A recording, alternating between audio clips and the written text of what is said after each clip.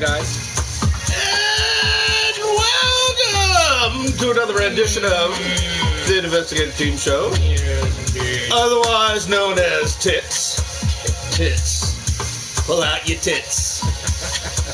We're going to make t-shirts soon, boys and girls, so yeah, we already got stickers. You know, contact Rob or me, DM us, give us your addresses. We'll send you one in the mail. We'll show up. We'll send you little tits package stickers, buttons. Little tits package. Tell us your t-shirt size.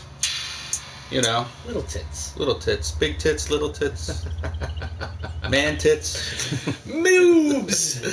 I don't know about moobs. You got moobs, kid. Trans tits. You got trans tits. You got pansexual tits. You got international team show. But seriously, we'll send you a t-shirt and a little package. So yeah, so tonight we kind of just threw this together kind of last minute. Figured we'll talk about a little bit of Trek, but in the future I want to do another Trek episode and bring Balone, our friend Tony, back. Of course. For an official, prepared, good setup. A long one. I'll write a list of questions again right. and all that. And hopefully we can keep him through the show. He stayed for quite a while though. He stayed. Well, we got to get him now so he doesn't split early. Yeah. You know he just. Well, he just dropped the ball and left. He said, "I ain't playing, guys. I gotta go."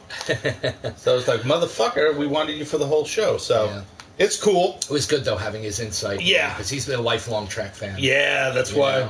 He got into it hardcore long before I did. Yeah. Like, I was just passing glance. Right. It wasn't really until recent years that I really got into it. And then recently, catching up on some shows that I never saw before. Like, the last time we did the podcast, I had not seen Enterprise yet. Right. And I've seen the whole series a few times since then. Right. Because I watched it and I wound up really loving it. And then going back and watching it again. And then DS9, I still have one season left of that. That show was hard to get through for me. There were some really good episodes, though. I'm not gonna lie. There were some really great episodes. Yeah, it's a really good. It's anything a really with good fucking show. the Grand Nagus is amazing. The Grand Nagus. He is amazing. Yeah, isn't he the best? And any that actor, absolutely. And anytime Jeffrey Combs comes on to play, of course, one of his miscellaneous Trek characters, and that he's done in a few different shows. Boy. He's always good, man. In DS9, he plays like 3 or 4 of them. He's great, man. He plays. He actually plays a Ferengi on Enterprise as well. Does he? Yeah, I'm sure. On one episode. I got it. You can just look up his filmography. And of course, he's Shran, like one of the fucking coolest Star Trek characters of all time. That's what I love. Enterprise was so good with that. Was awesome. Yeah, wasn't Shran was amazing. The way they did the whole Vulcan thing. Yeah. Like, how. Why they were doing the things they were doing in the Attitude, because who was in leadership, how that changed, and how that brought us, cause at first I'm watching this, I'm like, mind melding is considered illegal, and all this other shit, and then as the series went along, it wound up becoming accepted, and you know what I like about Enterprise is they don't have the prime. They don't have the prime directive yet. So it's dope. Yeah, General Order 1. Yeah. They don't even talk about the Prime Directive. And because they don't have any General They don't have it yet. But the Vulcan on it says, she's like, well, you're going to fuck with their society. That's General Order 1. Yeah. You're gonna mess up their progression of how they're supposed to evolve. Yeah. And he's like, I don't give a shit. I'm Archer's badass in it. I love Archer. No, but you know what? He does do a decent job with the Prime Directive, except for one really big slip up. Right. Otherwise, it was a really good show. I really liked the characters. It was a small ensemble cast. It only had about 6 or 7 characters. What is that? You got water on the... I don't know. One of my neighbors is that the kettle? It sounds like the kettle. I know, right? We got a spot of tea, Robert. Yeah, I think they're making moonshine. Yeah, Enterprise is so good, man. Yeah, and what's his name plays Shrek? Oh. Shran, not Shrek. Shrek. Star Shrek. I'm so out of it. Star Shrek. I was like, I don't think it's... Yeah, he is But that's what I was saying to you the other day was, I like how the Andorians, how they brought them. Oh, the way they brought them into the fold. Because you only saw them in the original series. You only saw like 1 or 2 episodes. Yeah, and it wasn't like right. It just felt so much more like just attached. Right. You know what I mean? Like now, like after Enterprise, Andorians are like even cooler than I thought. Yeah. I always liked the Andorians. They're cool, blue with the little antenna. Hey man, it's badass. Star Trek Online, my first character was an Andorian. And then I went with a Vulcan. Of course, I'm going to wind up falling back to a Vulcan. Vulcan characters are always my favorite. Speaking of Vulcan characters, I know you have to catch up on Discovery, but motherfucker, Ethan Peck, who is Gregory Peck's grandson, I just found out. He's doing an awesome job as Spock, man. He's doing an amazing job. And I came into it expecting, like, I was going to be disappointed, and that was going to be the one thing that was going to throw me off the show. Right. Because I was loving it up until then. But the last couple episodes, man, oh, dude, he's great. He's really good.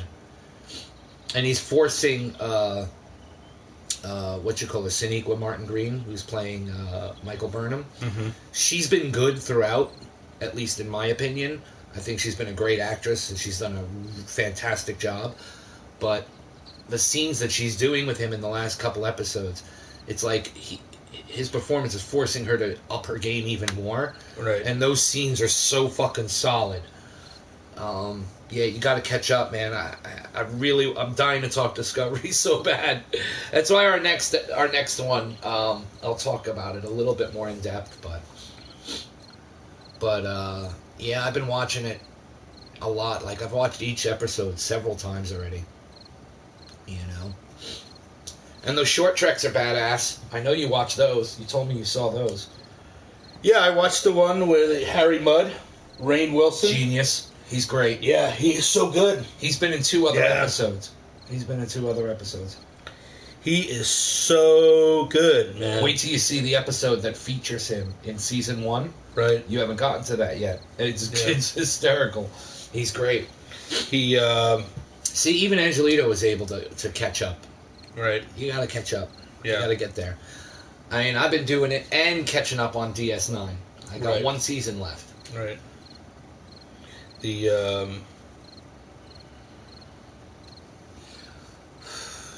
He's just great.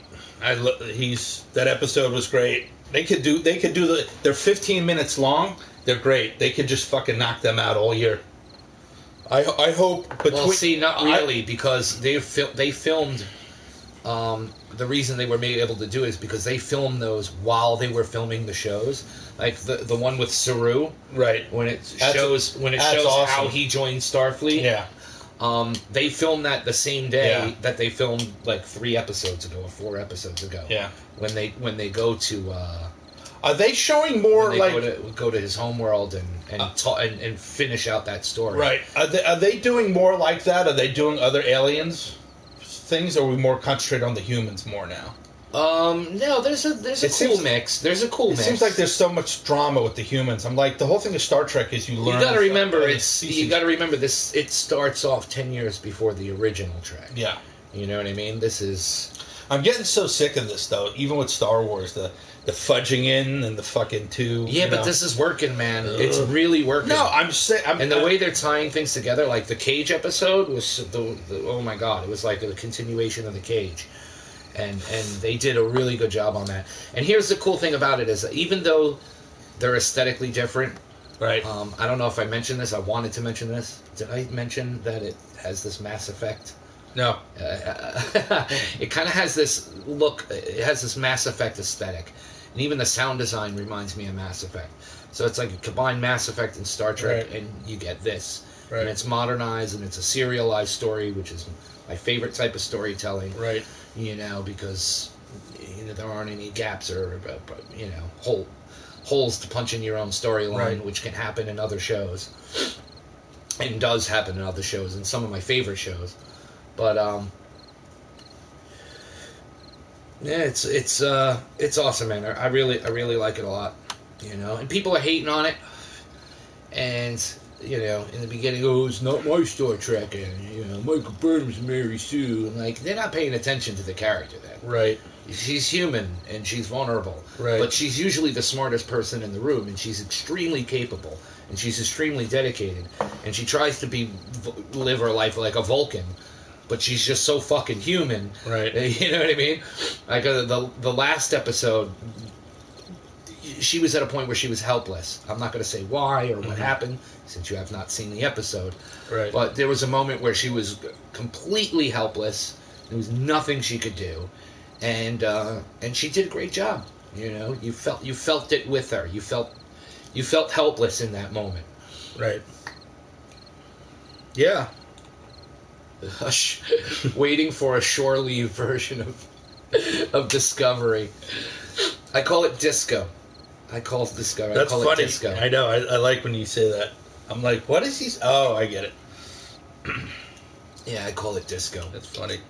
I'm not the only one though, but right. Yeah, I'm loving it. I fucking love it. It's right at the top of what I've seen so far. I like Star Trek series. What I've seen so far, I like. I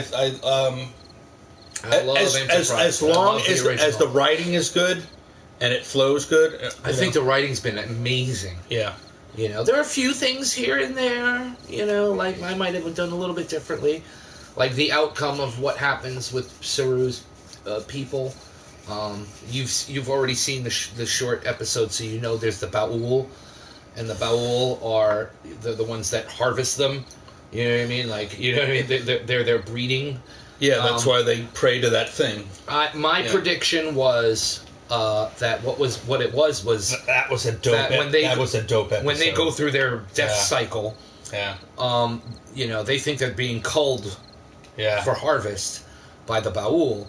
And my prediction was that the Ba'ul were really just matured Kelpians. Yeah. So when they go through that death cycle, they kind of like evolve past their state of fear and all that. So I was right on that part of it, but not on the part that the Ba'ul were actually the Kelpians. Well, they're actually a different race. Right.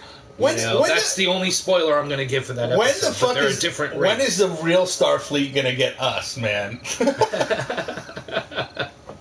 We're pre-warp, man. They're never going to get us. Nope. We're never going to get picked up. The Vulcans are still out there watching us like Jesus They're never going to pick us up, man. I guess we have to go through World War III first. No, warp drive, man. No. We go through World War III. Oh, then we rise from the ashes. Then we go to warp drive. Phoenix. And then the Vulcans come and help us out. Right. No.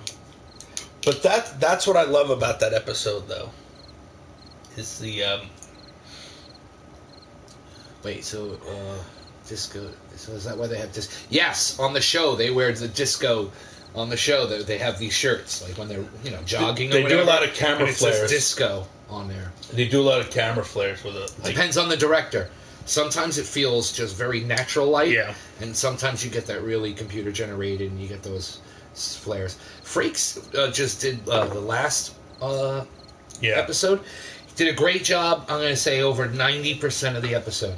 It's about 10% of the episode where I was like completely stunned and like, dude, I had to squint my eyes a little bit at just the directing choices made. Like there was just one part where the movement was making me dizzy. Yeah. He what was he? Other than that, though, it was great. It was. I just love when she came down and said, "You contacted us. How did you know how to use this technology?" Oh, the short trek with Saru? Yeah, and I was like... Yeah, Giorgio comes down and picks him up. I was like, this is so dope. Breaking General Order 1, though. But she said... Because it's unique. It was a very unique situation. He knew that someone was out there, and he figured out how to call them. He built it. You know what? We can't ignore this. Yeah. And she's like, you can't come back.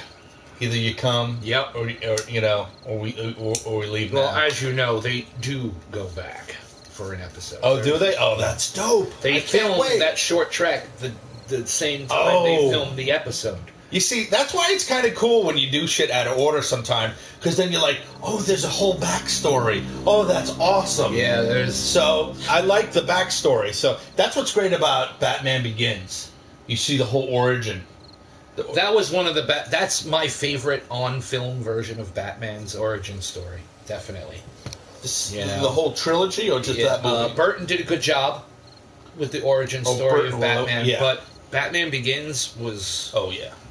That was real, because it was almost dead on with the comic. What I don't understand is that I think the Marvel stuff sucks. I think I do. No, listen. We're gonna piss off our listeners, but yeah, I agree. It's not for me. I think all the comic book shit should be like Nolan stuff. Then it'll be really good. His first two films. No, the whole look. The whole look, where it's hyper real and it's our time or the near distant future. That's what I liked about it. You know? Yeah, but Marvel Comics, though... It's too comic booky. But Marvel Comics is very comic book, though. But don't get it comic book. It's in a world of really bright That's why I like colors, That's why I like The Watchmen. I think The Watchmen is a genius comic book movie. Yeah, well, it's fucking so good. Yeah, but... I'm like, why aren't they like this?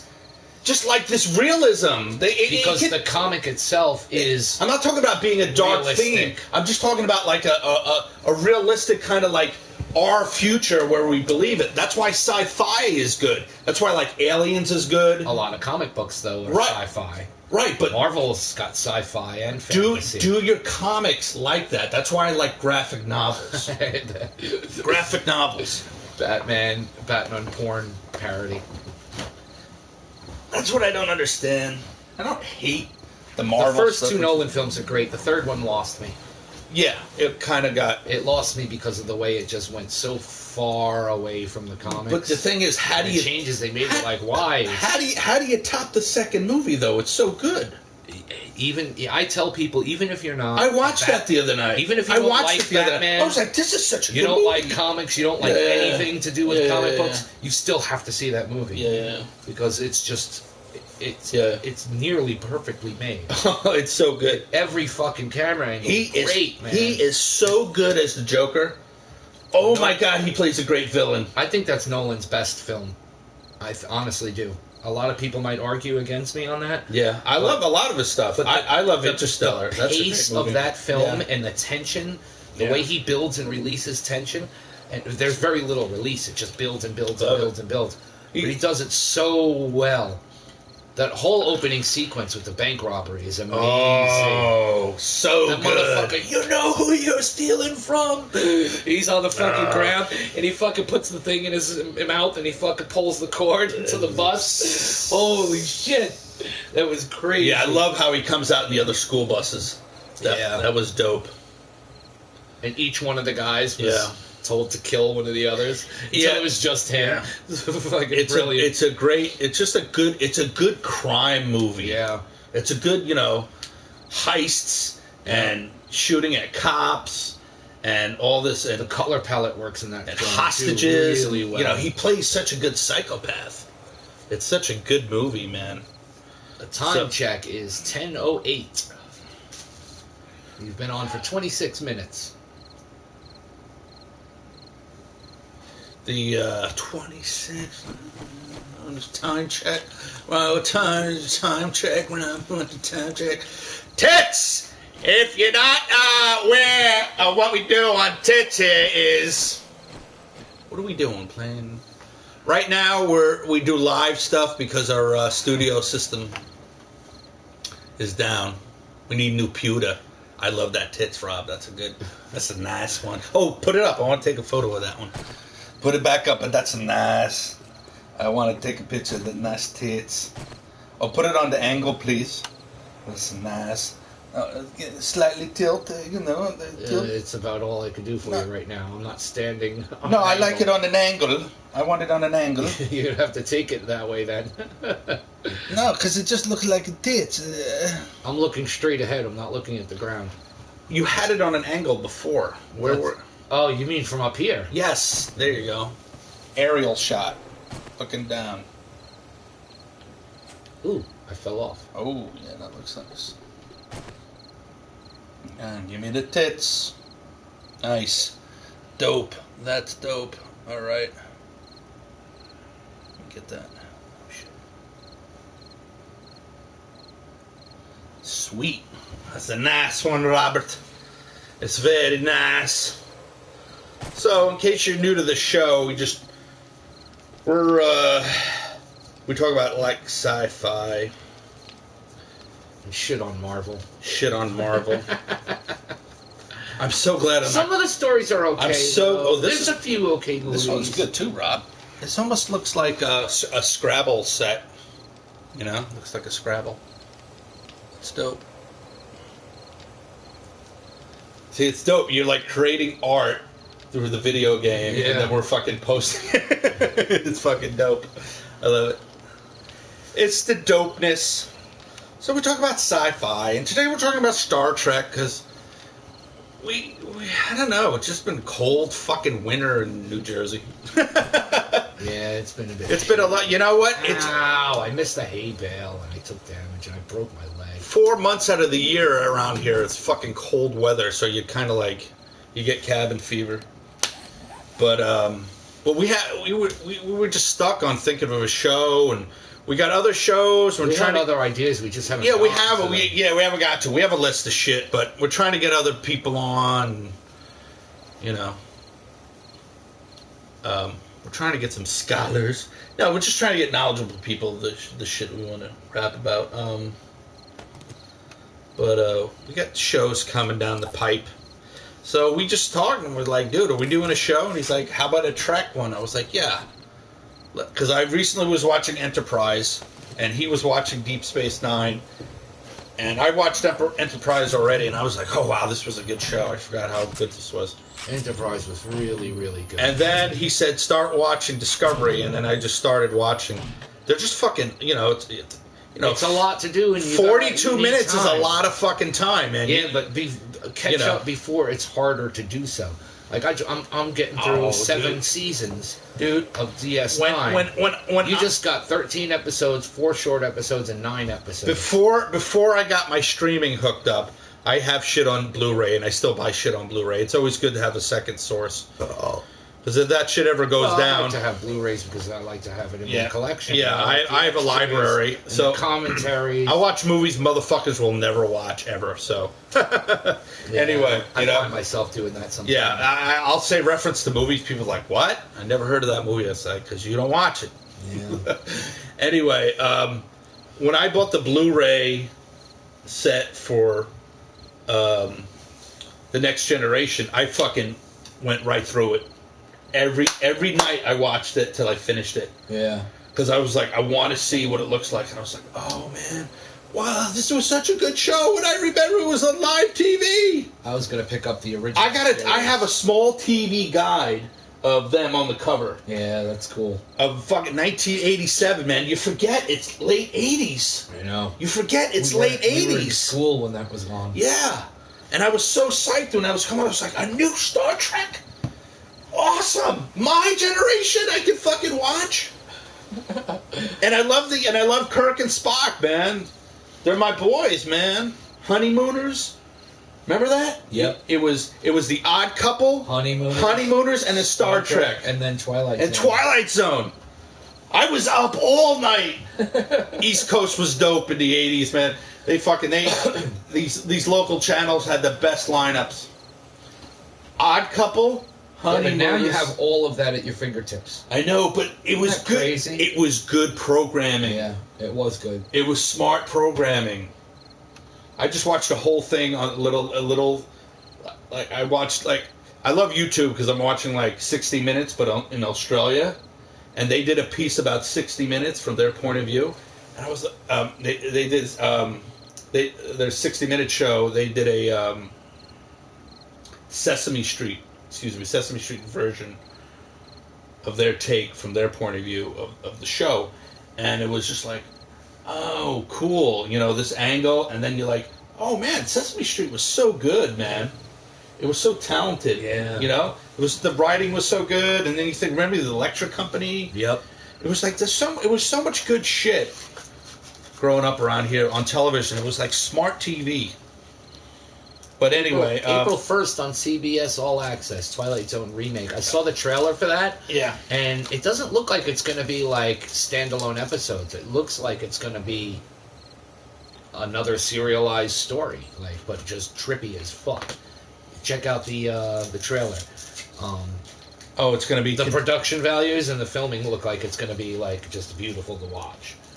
Well, like, really, really, really well made. I think what's his name? Peel. I think he's the trailer is well directed. I don't know if the show is. He's like a real like intellectual like writer guy.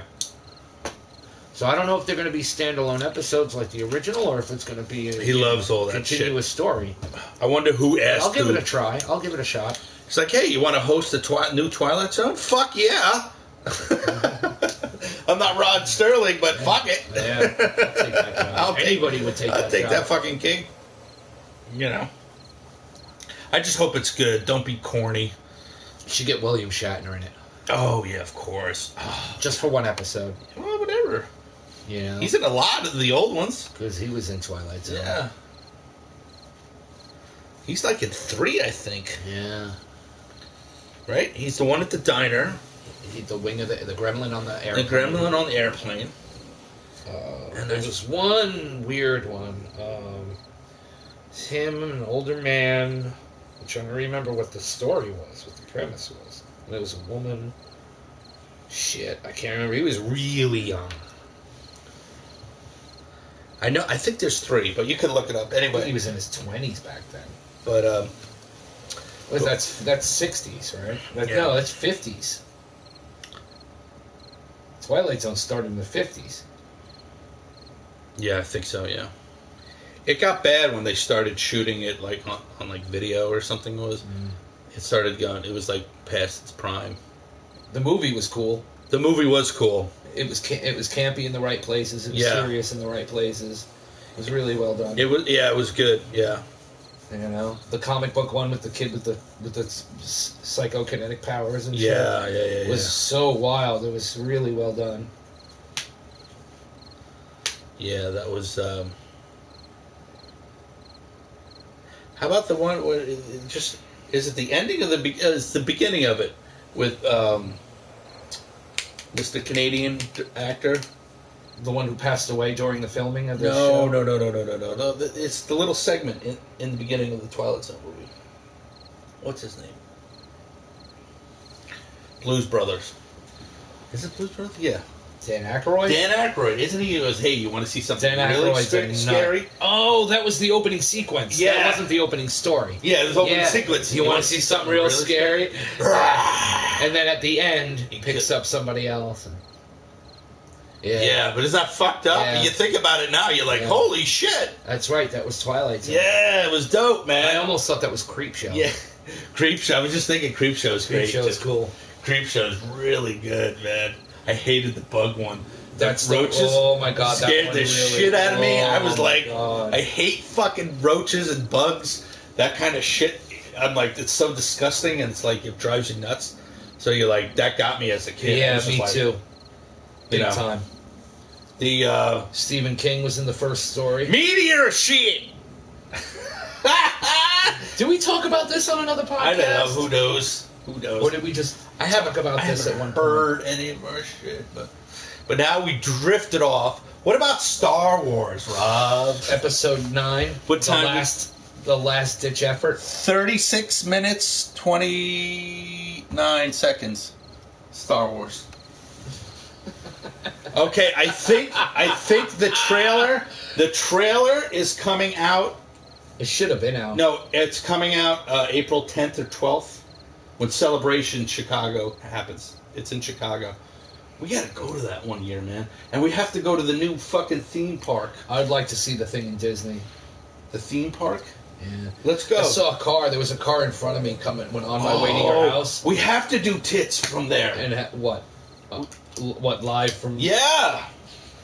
We got to... Yeah. Live on location? Yeah. Oh, that's a pilgrimage, dude. That's like going to Mecca. We got to go there, man. I think the Florida one will be bigger. I want to go to the Kubrick exhibit if it comes to New York. I want to go see that. I'll go see that with you. You should see oh my god. Have you seen any videos on YouTube? The Kubrick exhibit? Jess went to that in Los Oh Angeles. my god, dude. He took photos. The fucking cameras and the lenses and everything that he's used. Oh there my should god. be a museum for him alone. It's it's huge. Yeah. It's a huge setup. Yeah, we gotta do that. We still gotta do our Kubrick episode. But yeah, you want to talk about Star Wars for a minute? We should talk about Star Wars for a minute because Episode 9. The trailer's coming up soon. I want to see the trailer. I'm not expecting anything. Oh, the trailer's gonna be good. Here's the thing, like, okay, trailer's gonna be good. JJ's doing it. The first one was okay. And the first one was pretty good. JJ can't fuck it up. First one was pretty good. He can't fuck it up. And he's gonna up his game, so it should be okay. But here's the problem. Landau is. It can't ignore the second movie. No, it's not going to. So in order to... How can it ignore it? Luke is coming back. For me, things are still going to suck about it because... It's still... No, he's going to make it... But it's still part of the story of what we got. You got a deal, dude. I know. It sucks. It sucks, tomorrow I'm going to... I have the Blu-ray at home. They have this scene that they cut out, and it should have been in the fucking movie, and it's dope. Which one? It's a scene where they're in the little hall, the Jedi hall, where Luke hangs. He has his books and shit. Yeah. Where she goes down to the fire? No. It's like that little tree, that hollow tree. That's the little Jedi dojo there. He's got the books on the wall and all that shit. And he's just talking about, the Jedi, they're all vain motherfuckers. Don't believe in that hype. Right. And then he walks outside with her, and then she sees these ships coming in. And she said, what is that? He goes, oh, that's a warring party. Every month they come and pillage the fucking caretakers. Yeah, and then she runs down. Yeah. Yeah, she runs down there. Yeah. And they're just having a celebration. Yeah, and it's dope. Yeah. And he goes, no, because he goes, you know what a true Jedi would do? Nothing. And I'm like, this is fucking Luke. Why isn't this in the movie? So you want to be pissed about what was that? Look what they took out. It's a great scene. I'm going to post it. I've been meaning to post it. Now I'm going to post it tonight. I got to film it and fucking do it. But it's fucking great. It's a great scene because it's teaching a lesson about the Jedi. And it's nothing wrong that he wants to say the Jedi is all bullshit. I don't have a problem with that. They made some corny shit along the way. The whole casino thing, it's not horrible, but it's not really good, man. The whole Finn and what's her name, they go off. Because Finn was a good character in the first movie. Are you familiar with Knights of the Old Republic? Yeah. Their character Jolie Bindu. Yeah. That would be if I was living in the Star Wars universe, that would be me. Right. I'd be a lot like Jolie Bindu. Yeah. Like he's like whatever, Yeah, he's kind of like Han. The Jedi and the dark side are just two sides of the same coin. They're just, But they're just a little too serious about themselves. Dude, I know what you're thinking. I'm sure JJ is going to bridge it nicely. Where he takes because Hamill is in the fucking last one, so he's got to. Is that guaranteed? Yes, Mark Hamill's in the fucking movie, man. He's filmed his scenes. Yes, dude, it's done. So Force Ghost, Luke. Yes, and we get Billy D. Williams. Yeah, we get Billy D. You get Billy D.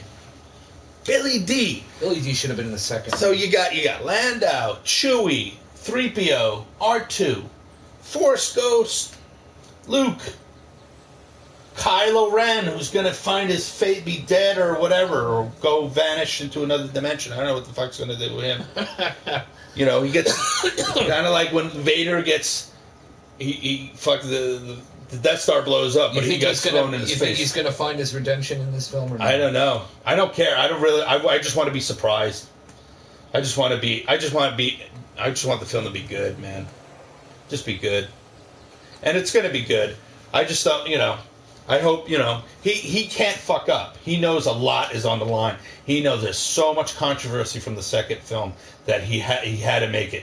nice and sweet. And he pulled out all his cards with people and shit and said, read my script. Does it look good? Does it sound? You know, he did his homework. He's the next Spielberg. When Spielberg retires or whatever, JJ's going to be running Hollywood, man. He's going to be the man. Yeah, but I don't think he's as good as Spielberg, though. No, but I mean, he's going to be like a big wig to contact there. Like, you know, it's like James Cameron. If you know James Cameron and J.J. Abrams on your fucking smartphone, and you text these motherfuckers, you're fucking pimping, dude. Yeah. You got big time connects. Hey, what do you think of this idea? You pitch these guys fucking movie ideas all day. Because you're into the same shit they're into. Yeah. And you send them other shit, be like, dude, Jim, check out this action. Cameron's a nut, though. Cameron's a nut. I'd be like, dude, check out all the figures, man. Too, I think. Well, whatever. All those guys have egos. It's the name of the game, man. Yeah. Hollywood's weird. It's an in-club. It's an in-crowd. It's a little clique. You know, but I don't give a shit about that. I write shit to these directors I follow on Instagram. I don't give a shit if they don't write back because I know they're getting it. But I'm not an asshole, and I don't say anything condescending. I'm like, dude, check this out, or you should do this other sci-fi movie, or blah blah blah. I tell actresses all that shit too, man. I don't expect them. I've had some known people write me back. So you do. If you're just like smart and cordial and not sounding like you're a weirdo and shit and being like straight up, because to just read your fucking account the minute that you post it. So if they think, you know what I mean. So, but. Life's short, man. If it's just a way to connect to somebody that you're into the same shit you're into, and you know, fuck it. It's all connecting, man. I don't have a problem with it. That's why we're fucking doing this podcast. We're only doing this podcast in general because we're just throwing it out in the ether. We're just like, fuck it. It's out there. Rob came to me. He's like, hey, man, would you do a podcast? I was like, what do you mean? It's like, you know, fucking talk about shit and. I don't know, you know, have a show and we just bullshit, and I'm like, I don't know, man, I don't want to hear my voice, you know, like, I'm just like, you know, but then I was like, fuck it, and then we set it up that day. I was like, what do we need? You're like, I just need some more mics, and it's like, let's go get the fucking mics, and we came back, and he set it all up, and we did a test. The test one's pretty good. Have you listened to it? Yeah. It's funny. And, I don't know. I was just so psyched that we were doing it. I guess because it's like I haven't been creative in a long time. Mm-hmm. I'm like a robot. I just work. I'm like, I wish I could read more and build more and edit movies more and shoot stuff more and make fucking t-shirts and yeah. But every time stickers. we ever fucking hung out, we talked about fucking movies and the way we do on the show. Yeah. So that's what we do. Let's do it. Our road trips. Yeah, and then I said, fuck it. You know what? Let's do it, man. And then we just got psyched. I was like, what do we do? We're gonna do the Thing, Alien. Yep. We're gonna do the fucking Star Wars. And I was like, fuck it, let's do it, man. So what do you think about Alien Covenant, Greg? We haven't gone to that joke in a long time. You used to say that to me like every fucking episode. Oh, did I? The first 4 episodes. It's like I have this Tourette's, this mental Tourette's where I'm like, hey Google, You got to go back. You got to go back and make the reference to the other thing. You got to do the arc backwards. No, I think Abrams is going to make it nicey nice. It's going to be dope. Because, you know, Abrams, he did his homework. He read about the reviews. Everything. I have a feeling He did his homework. He is not a fan of the second film. Regardless, whatever. Johnson took everything he set up and like threw it away. Right. So it was like if I'm Abrams, I'm a little pissed off after watching that movie. You miffed? You know? You a little miffed? If I'm him, I'm pissed off. Are you a little miffed? Yeah, I'm pissed off. I'd have words for him. I'm a little miffed. Like, you little bitch, what the fuck did you do to my story? Like, it was going somewhere, and you just fucking, like, intentionally derailed all of it. I'm a little miffed right at the moment. Yeah. It's going to be good, though. You're going to have so many central characters back. You know. It's going to be dope. You know what thing I didn't... Orville, renewed for season 3. Yeah, Orville will probably get 4 or 5 seasons, I think. Yeah, it's corny, though, I think it'll get 4 or 5 seasons. It's corny. I watch every episode. I have to catch up on it. What? It's the guy. I watched the first 7 The guy episodes. who produces it with him is a Star Trek writer producer, so that's why it's very Star Trek-y. You got a lot of Star Trek people involved in that. Yeah, film. but it reminds people like Frakes and other people. What's it called? Blake 7? episodes. Is that the British show? Blake 7. That's old school, man. But it's Holy shit. it's camp sci-fi though, British style. Yes. Yeah, that's what Old school British style. Yeah, but that's what And not modern at all. that's what the Orville is not as camp, but that's what it is. It's corny. It's corny camp. And well, because it's supposed to be a parody of Trek. I know, but it's You just know? it's like. But but it's not good down, though. It's just it's deep mayonnaise. down, I think he's trying to be serious. And I about have the no different ill will stories. against Mr. McFarlane. Yeah, I like his shit. You know, he's into the same shit I'm into. he's a fucking Trekkie. He's a Trekkie. He's a Star Trek lover. He's a Star Wars lover. You know, he loves sci-fi. Yeah, he did the Star Wars cartoon. Yeah, the Family Guy. Yeah, all that shit. But I'm just like, it's so mediocre. It's kind of like, you know, I don't know. Yo, man, Greg, why you gotta be a hater, Holmes? Why you gotta hate it? Like, shit, man. What are you producing, motherfucker? You little tits fucking bullshit. You got your little tits. You got your little tits podcast. What kind of bullshit is that, man? Measly 48 minutes and 51 seconds. Bullshit. But it's gonna be good. We're gonna be psyched. It's no way is it gonna be bad. No way. And that goes to my other thing. Don't let the director write the movie. It can't. You have to have separation of church and state, or state and mosque, or state and temple, whatever your religion. Church is a blanket term for all of them. Exactly. You got to have the separation. You can't have the direct. You can't have a director write a Star Wars movie. Well, all the Star Trek writers out there, why don't you get one of those motherfuckers to write the Star Wars movie? Yeah, and there's a few of them I keep away from Star Wars. A few. No, it's the same concept. They get Star Wars. They're mostly Star Wars lovers too. These people, you know, and you get these sci-fi directors now. The things that made the original the Canadian Star Wars what's his great. name? Blade Runner director recently. The Canadian. Oh my God! If he did a Star Wars, it would be insane. The French Canadian director. What's his name? Villeneuve. Yeah. Why isn't he doing a Star Wars movie? You know? How about the guy who did Doug Liman? Who did the Tom Cruise movie with the time travel shit? I didn't see that film. Oh, that's a fucking good movie, man. We get invaded. It's hard for me to sit down and watch Tom Cruise stuff. No, he's so good. It's a good movie. The other movie he did too, where like he's a clone on the Earth. It's just I can't think of it right now. See, I didn't get into that. Which one? I didn't get into that one. Where he's a clone? Yeah, and I don't blame it on him. I blame it on the I don't know. Is it the edit or just the way that the story progressed? I liked it. It was dark. I liked the idea. I just didn't like the way the story progressed. Yeah. It was. I haven't seen it in a while, but it's not like great. It's not like Interstellar. Do you like Interstellar? Interstellar was cool, man. Oh, it was good. Interstellar was pretty cool. Nolan did a good job with sci-fi, man. Yeah. He's awesome. I still think Dark Knight's his best film, though. Yeah. Dark Knight kicks its ass. But going back, you know, it's you know, you have to get these. You got to get these. There's like Darren Aronofsky. He did Black Swan. Black Swan was beautiful. It was a beautiful film. He did, what is the movie? Pi, he did. Mother, he recently did. Well, Pi, that was like a student budget thing. No, it was his first movie. Yeah. But that got him fucking where he is today, man. And he did the other movie where it's three-time slots and past, future, present.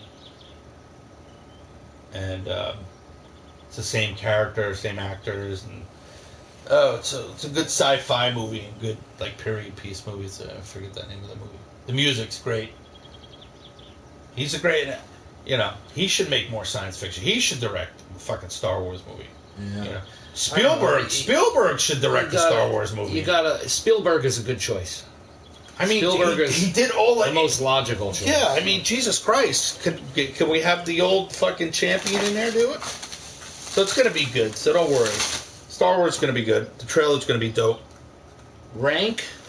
I love that we're talking about Star Trek, but Star eventually Wars. my friend Chris wants to join us for an Indiana Jones episode. Yeah, I know. I want to do that. Yeah. But even though we're not doing that episode now, rank the films from best to worst. The Indiana Jones? Yeah, the 4 films. From your favorite to your least favorite. Let's see the lab.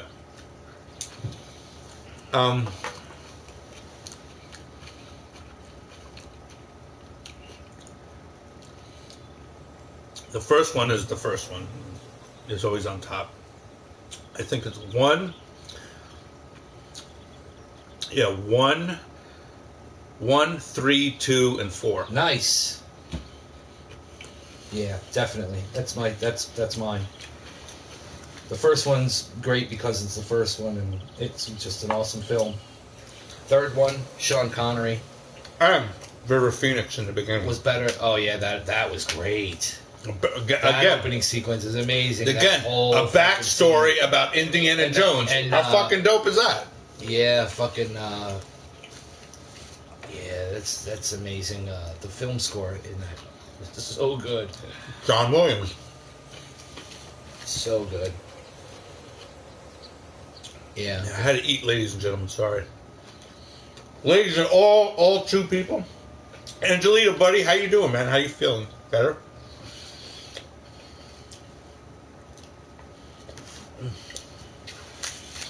Oh, had the little eaky.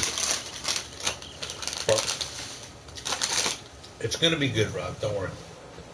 What is the movie? Star Wars movie. I don't think so. You really think it's gonna be good? I don't think it's gonna be good. Why do you say that? I think it's gonna be okay. Why do you think it's gonna? I think it's gonna be okay because I just don't like what's going on with the story. I don't like new Star Wars. You know, there are things about it I like. Just don't like new Star Wars. It's just not for me. Do you like The Force Awakens? I watched the despecialized editions. I gave you those, right? No. Oh man, it's so great watching them like that. They did such a good job. There's a documentary out there that I saw. You have a hard copy talking of them? about no.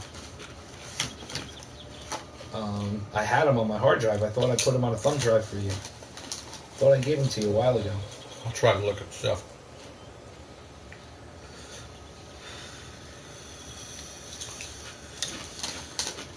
Indy is Han dreaming, frozen in carbonite. He's dreaming about being an archaeologist. In a distant world. A long, long time from now. 2019. In the Milky Way galaxy, really far away. That was disappointing. The sequel to Blade Runner. Boy, was that. I don't get that. It's one of my favorite films of the last 10 years. I What a love that letdown. fucking movie. Well, letdown. I lent that to Bologna. I gotta get that back at some point. I want to watch it again. Such a letdown, man. I haven't watched it again. I don't see how it could be a letdown. It took what the original movie gave us and expanded on it in every way. I didn't think it was such a good the story. the first movie is fucking fantastic for what it is, but if you really break it down, it's a noir detective film where he doesn't really do much detective work. The second movie is nothing but detective work. It's slow paced and interesting, and attention builds in all the right spots. I didn't like that scene where he produced another replica of Rachel and then he shoots it. I thought, what the fuck? It was a little strange. What the fuck is this, man? Yeah, shooting it was weird. Right? But again, that scene is just to show how fucking crazy he is. He's a brilliant genius who went nuts. A long time before the movie even started, he was already nuts. I just think it's just the story's not that great. I'm just disappointed the story's not as good. I loved it. Amazing how we're opposite on that. Actually, there are a lot of movies. Such as? What else? What else did we disagree on? The Last Jedi. Oh, yeah, Last Jedi. Alien Covenant. I would be happy if... Alien Covenant. Oh, I liked Covenant a lot. I didn't care for it that much. I liked it the more I watched it, though. That's the thing. The more I watched it, because I watched it several times. I love Prometheus, and you hate Prometheus. I don't hate Prometheus. I hate the concept of Prometheus. It's just a good movie. It's a better movie than Alien Covenant. Yeah. I don't think so. No, that's what I mean. Oh my god. How can not? Oh my god. I don't think so. You don't watch enough movies. You gotta watch other genres too of shit. You gotta watch some other stuff, man. I watch tons of shit. I haven't been watching too many movies in the last couple months, though. Me either, and I hate it. Because I'm watching too much TV. And me too. Well, I'm watching Trek. I've just been watching Trek. That's all I've been watching lately. This is what I'm gonna do. I'm gonna watch the rest of Discovery, and then I want to watch. Sometimes I watch some old Trek. I watch an old episode. Now that you can go on streaming and pick any episode you want. Yeah. It's great. So, I know I have the old series on Blu-ray, so I always have a backup. But I was watching some Discovery, those shorts, and I said, you know what? I want to watch an old Trek right now. You know, just for nostalgic and just like, what was a good episode, you know? There are a bunch of good ones. Oh my god. The first 2 seasons are good. The 3rd season fucking went downhill because... there's some good ones, though. No, because... What episode did you watch? Amok Time? Oh, you're gonna get fucking great. That's a great episode. I didn't Might be their best. I didn't get a chance to watch. Oh, they're all good. How about the one where he goes and the guy created like the Nazis with the Colosseum? Mm-hmm. And you're like, oh man, this is fucking great. This is fucking crazy. They're all good, man. That's a good one. I've been knee deep in DS9 right now. That's so fresh on my mind. DS9 and Discovery. What arc are you up to now? What's going on? I'm on the. I have a couple episodes left of season 6.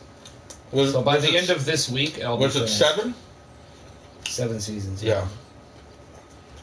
I'm at the tail end of 6. You're in the war now, still. Right? The Dominion War? Yeah, that kind of came and went. I guess, shit's going to boil up again before the season's over. They just took back Deep Space Nine. The war didn't turn out as what it was. I thought that I must have misheard people talking about it. Yeah. But I heard that starting in the 4th season, we were going to get like this full-blown-out, long, drawn-out war that lasted 3 seasons. There's barely been anything about it. There's been more one-off episodes. Yeah. Which is okay, which is beter for me, actually, than the war. Because I'd rather see episodes of, fucking Quark and the Grand Nagus. You know what I mean? Or, one of those kind of episodes. Like, I just saw, the last episode I watched was Jadzia and Worf's wedding. Oh, Quark, you little Toby. I love the one where he goes through the wormhole and he looks at the orb and he comes back and he writes all new rules of acquisition. Nice. And it's about being nice to each other and being generous and giving to charity. And Quark's like, oh my god, he's going to ruin Ferenginar. And he just tries to save him.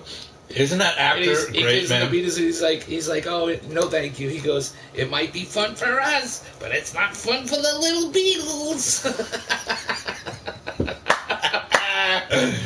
It's so good, man. And now he's sleeping with Quark's mom. Yeah. Oh, Quark, you little toady. How great is that actor who plays Quark, though? Oh, man. Right? Oh, and Jeffrey Combs plays another Ferengi. He plays Brunt. Yeah. He plays a few characters on DS9. Brunt is good. I like when they all... oh, shit. I like when they all He's such a douchebag. I like when they all get the gang together, all the Ferengis. Yeah. I just... Actually, no. That's the one I just watched. That one. They do like a little caper. They do a little caper. Oh my god! It's they great. try to rescue Clark's mom. Mm-hmm. They look like the bumbling idiots. Moogie. Yeah. I like Quark's brother. DS9 got Ferengi right. Finally, yeah. Finally, they got the Ferengi right. Go back to the original fucking. The first time you see the Ferengi Next in Next Generation, it's ridiculous. Well, they're kind of mean. It's the episode where Tasha Yar gets killed. Yeah. That black pit monster. Oh, that was corny. That's a bad episode. There's some corny Next Generation. No, but the ending of that episode is brilliant. Data has the hologram message of Tasha, and he keeps it for his sentimental reasons. Yeah, that's a really good ending. They were trying to figure. She shouldn't have left the show. Yeah, I was thinking the same thing. She'd be making royalties right now.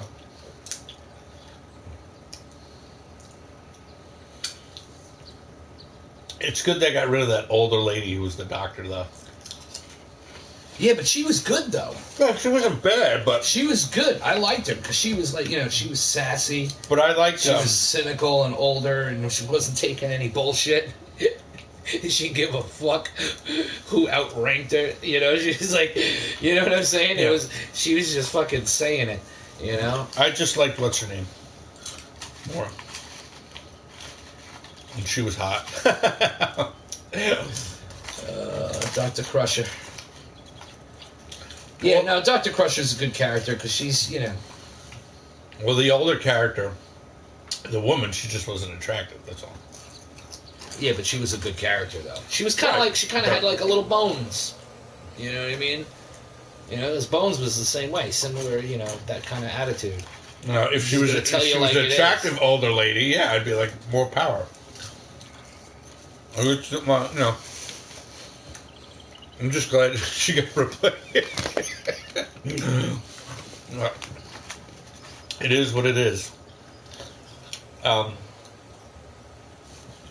Yeah.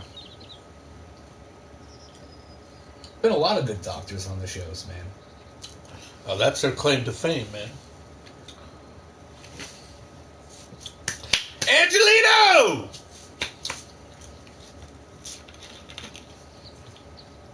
Some shit going on now with Dr. Colburn. The fucking confrontation two episodes ago. On Deep. I'm on Discovery. On Discovery. Yeah, I can't say why or what it was, but man, that was so well filmed. How about? It was really, really well choreographed. It was perfect. What about? Such a good scene. I'm sure it was until I shoot. Yep, and I'm not saying what it's about or anything, but how cool are the Jem'Hadar? Yeah, they're pretty badass. They're super badass. But you know what's upsetting me about it is there was an episode where O'Brien and Bashir crash on a planet. Right, they find them. On the planet is a group of Jem'Hadar. Yeah. And they're there because the one of them became immune to the white. Mm-hmm. And it's a cure. And because he's not addicted to the white anymore, he can think clearly. And he's thinking for himself and saying, fuck this, I'm not going to be their Dominion slaves. Right. I want to cure my friends so we can all get away from this. And Bashir was trying to come up with a cure. After that episode, it's like they completely ignored that. How come Bashir isn't still working on that? Right. That's a way to win the war. Right. He should have been right away doing research on figuring out how to cure them. Right. And then figuring out some way to make that work, to separate them from, and whatever they become, So maybe they become this independent race like Klingons and just want to go to war with everyone and anyone at any time, But without the fucking, without the Dominion pulling their strings, they're a lot less organized and powerful. They're very one-track minded. Did you have a list prepared for the show? No, not tonight. I did not. I thought you. I got a list of things I want to talk about. I thought, okay, bring the list. the next time we sit down and you're caught up, I'm caught up, and hopefully maybe we can get Balone in here. Commander, you've received a new message at your private terminal. Christ. Wow, Rob, you really are a nerd. Speaking of Mass Effect.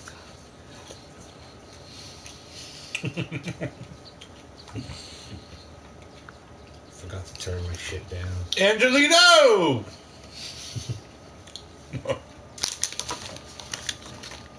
I don't even know what that was. It was an email. I think it was an email. Was it a text? Alright, 3 viewers and 20 comments. I think all the comments are coming from Angelino.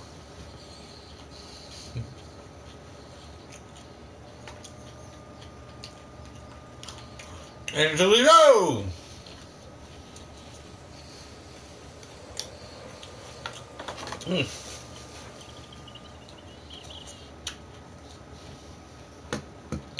It was just an email. Angelino! Yeah, so, that distracted me. What the fuck were we talking about? Angelino! What the fuck were we talking Deep about? Space Nine. Oh, yeah, but Bashir coming up with the cure. Yeah. Why wasn't he working on that immediately? That would have been such a great storyline, a way to figure out a way to break them away, you know? Right. Yeah, good point. You Good know? point. And then, here's another thing.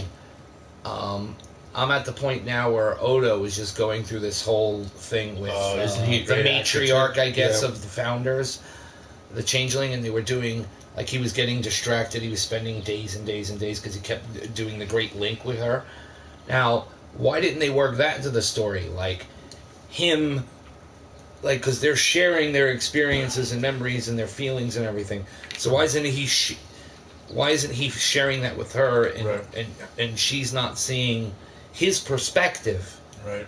And then maybe she starts having a change of mind about Right. humans and Bajorans and the Right. state of things in the universe, Right. you know?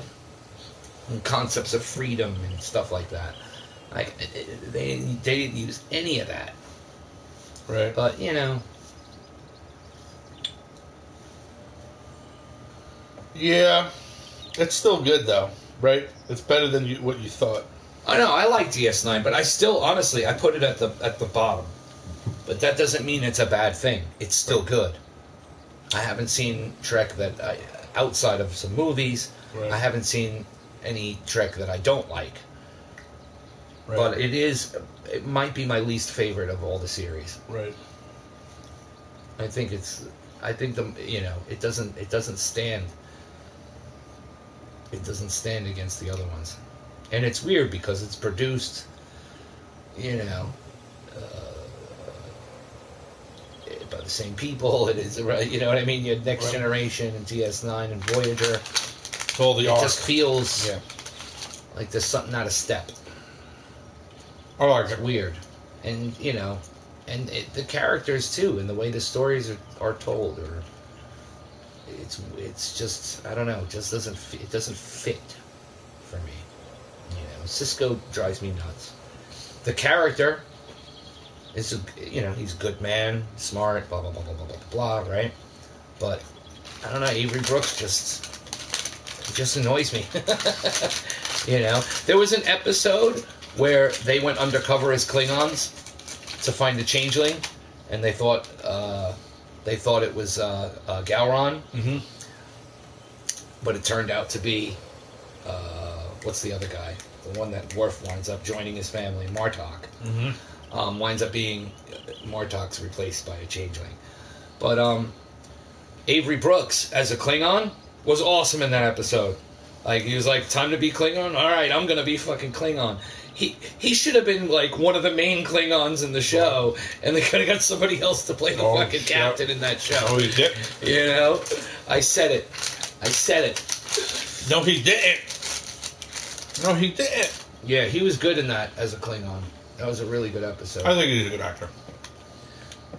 He makes a convincing captain. Yeah, I don't know. a little unstable, a little weird. Yeah, but unconventional. I don't hate it. I don't dislike it. It's just, you like. I'm not attached to him the same way I was to Kirk, to Picard, now to Pike, Janeway, Archer. Like, I felt like, you know what I mean? Like, I related to them. Right. You know, his stability is a little in question with me. You know. We're talking geek, folks. Join the congregation and talk some geek. Yeah. O'Brien's great. He was good in Next Generation, and they really developed his character really well. Oh my God, Worf. He was making that Star Trek money. Worf is king in DS9. Yeah. Worf is great in DS9. Yeah. He is good, man. He was good in Next Generation, but he was great in DS9. Yeah, that's what I'm talking about. He's really... I think the character really developed well, and he really, you know what I mean? By the time he got to DS9, he really owned that character. He was awesome. Kira, there were moments early on in the first handful of seasons, right, where, I don't know, it just felt like a performance, just felt a little unconvincing and wooden. A little too over the top when they did the Mirror Universe stuff, but she gets better as it goes on. Right. Fucking Odo, just he's anything he's a part of is great. Right. He's a fantastic actor. Odo. Yeah. Odo. Jake is annoying. Odo. Nog's annoying. Oh, I like Quark's brother. Quark's nephew. No. Oh, no, oh, right, yeah. But he becomes less annoying, though. Yeah, he joins Starfleet, becomes a little less annoying. Yeah. And now we're where I'm at the end of season 6. What's his brother's name? I love his brother. His brother's great. He's awesome. The brother. Yeah. He's awesome. Oh, what's his name? What is he called? And he marries that Dabo girl? Yeah. Oh, my goodness. Yeah, I know. The body on that one. Holy He's like, I want you to wear she's nothing. A knockout. Yeah, she is. What the hell is his name? He's great. I love when they argue and talk, and it's a great storyline. That's what I mean, man. It's not all, you know. That's my favorite part of DS9. It's more the universe. It's the characters when they get away from what the show's about. But it also the war with the Cardassians, right? But it also the Dominion and all that. But stuff. it also introduces us. I'm more interested when it's character driven. Right, but the whole thing about Star Trek too is the alien races. We want to see what our imagination is of. Garrick's awesome. Any episode Garrick's in is great. Isn't he a good actor? Garrick's fantastic. He's such a good actor, that guy. Right out of the gate, he was amazing. The first episode in the very first episode I saw him, I'm like, I gotta keep my eye on this guy. I hope he's a regular character. But that's the beauty of Star Trek, is that the acting really comes out. For some people. There's a few people in DS9 where, like I said, it just gets under my skin a little bit. But a lot of the guys who do the costume are great. How about the Klingons are great in DS9. The big, what's his name? Klingons are awesome. The big adversary guy of the Cardassians. Gul Dukat. Yeah, he's good. He's a character who's very complicated. He's cool, though. Very complicated character. He's an amazing actor. Isn't he? He might be one of the best actors to ever be in Star Trek. He is just like, he's so amazing. sinister. He's so good. So sinister. Yeah. He's great, man. Yeah. Well, it also helps that his character is written very well, you know. And what I liked is... And that's the genius of Star Trek, too, is the writing is great. Is that early on, there's an episode where Kira finds out that this prisoner transport ship that some of her friends were on had gone missing. Right. And she had a lead on where to find it. And Gul Dukat comes with her because he has an interest in it. Right. And they get there and they find graves. Well, he finds a grave of his mistress, who was a Bajoran. Right. And then you find out that he had a daughter with her, and he was going to kill her. Wow. So his secret wouldn't get out. Right. But she winds up convincing him not to.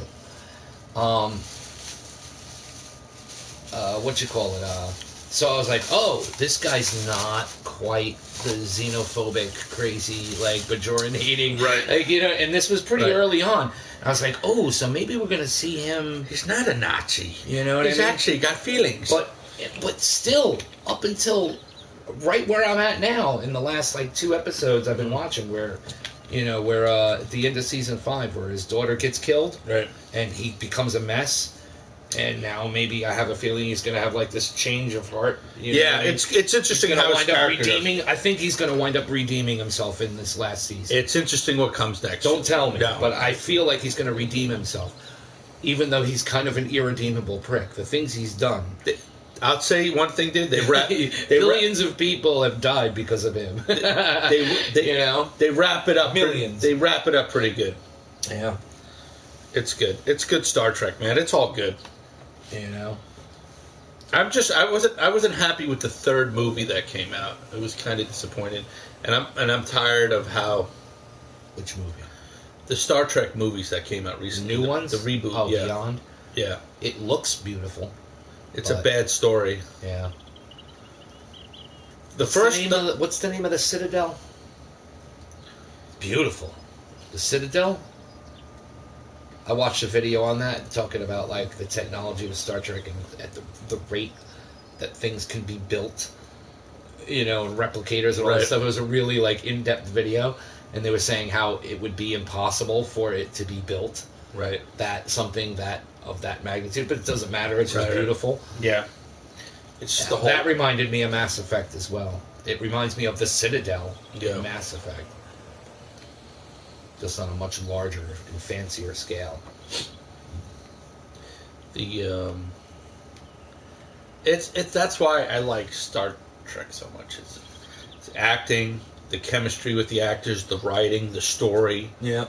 And then you're like, and that's why it's great. I just fell in love with the original concept of humans growing up and getting past violence and greed and they still experience working together and then becoming part of the larger universe. Like I said, where is the Starfleet out there to pick us up? Yeah.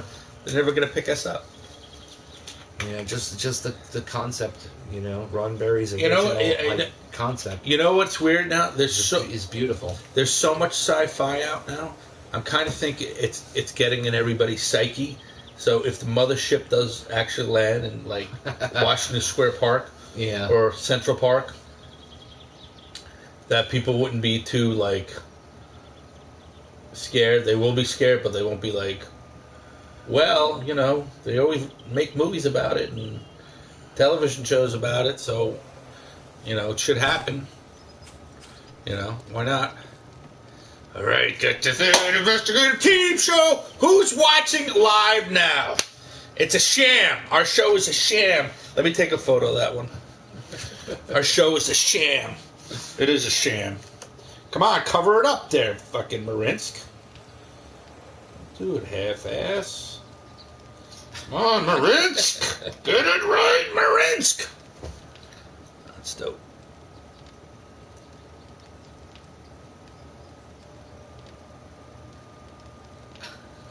Awesome. It's a sham. I knew it. These guys suck. Why do you have to put me there? That's a good tits, though. That's awesome. Looks like a I don't know. It looks very commercial. Sham. It's a sham. 12 Monkeys. 12 Monkeys. Yeah, I didn't get into 12 Monkeys. Wasn't it a show or the original movie? That was the movie. Oh, that's a good movie. Bruce If Willis. it was a show, I'm not aware of it. I think I thought they did a series. That could be. Yeah, I think they did a series, if I'm not mistaken. Lando. Yeah, Star Wars is gonna be good, man. Sure. Don't you worry. I'm waiting for Dune. Yeah. I'm a little disappointed though. Why? Because you know how deep I am in Dune, right? Right. They hired. Well, we're supposed to do a Dune. They show. hired what's his name, the guy who plays Aquaman in the new DC movies. Right. They hired him to play Duncan Idaho, and I'm like, what? That is like the opposite of who you should be hiring for the part. Duncan Idaho's supposed to be slender. He's supposed to have a feline grace. You know what I mean? He's the original actor in the movie was great, and he should have a. He was the great actor. That guy. He should have a northern. What's his name? He's a European look to him. He's in fucking Logan's Run, man. What's his name? He's a great actor. Logan's Run. Yeah. What are you talking about? Duncan. Which Logan's Run? Duncan. In the David Lynch movie. The Lynch movie. I'm not even thinking about the David Lynch movie. Those characters, that cast is all wrong. Oh, really? For the story. You know what I mean? Like, as a standalone movie and a Lynch thing, I love it. But as far as it being Dune, like, yeah, it drives me crazy. You like that horrible television production. The television production was almost dead on with the book.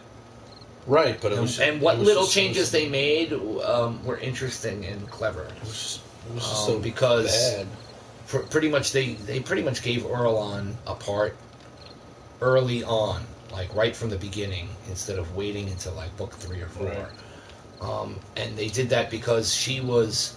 If you read the book, in between the chapters, right, there's always like these little snippets and poetry, and a lot of them are, her, because she considers herself a keeper of history. Right. So, she makes these editorials. So sometimes there's snippets of her view and take on what's going on in that history.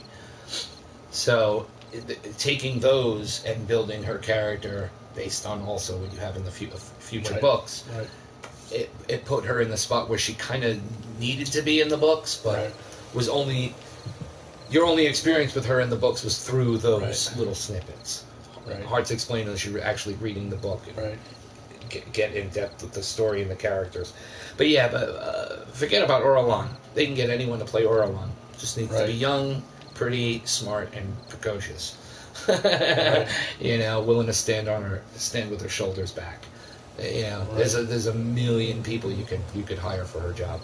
But Duncan Idaho is kind of very specific. Right. Like I said, he needs to be like, right, he's got to have that like, right, he's stealthy. He's fucking like he's like a ninja. He's a Batman. Right. You know what I'm saying? And also regal. He also needs to be regal, and loyal, and a certain way that he speaks.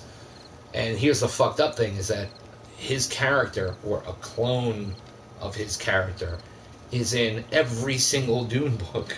Right. So over thousands of years, he's the only character that's still there. So you have to imagine, like, this guy, like, you know what I'm saying? Like, if you visually take the logical steps from whatever happens in this new movie, right, and take that story beyond, even mentally, and create your own canon. Right. Just having him in there, it just does not seem right. Right. It feels wrong.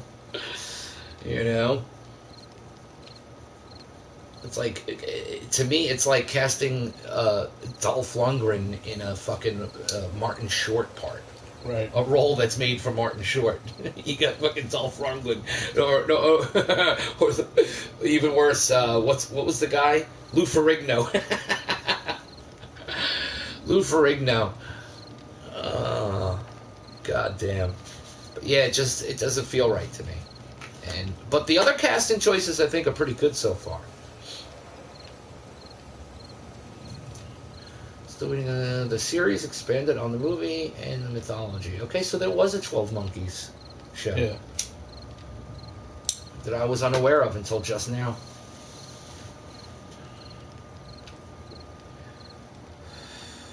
And all I know about it is that what you said, expanded on the movie and mythology.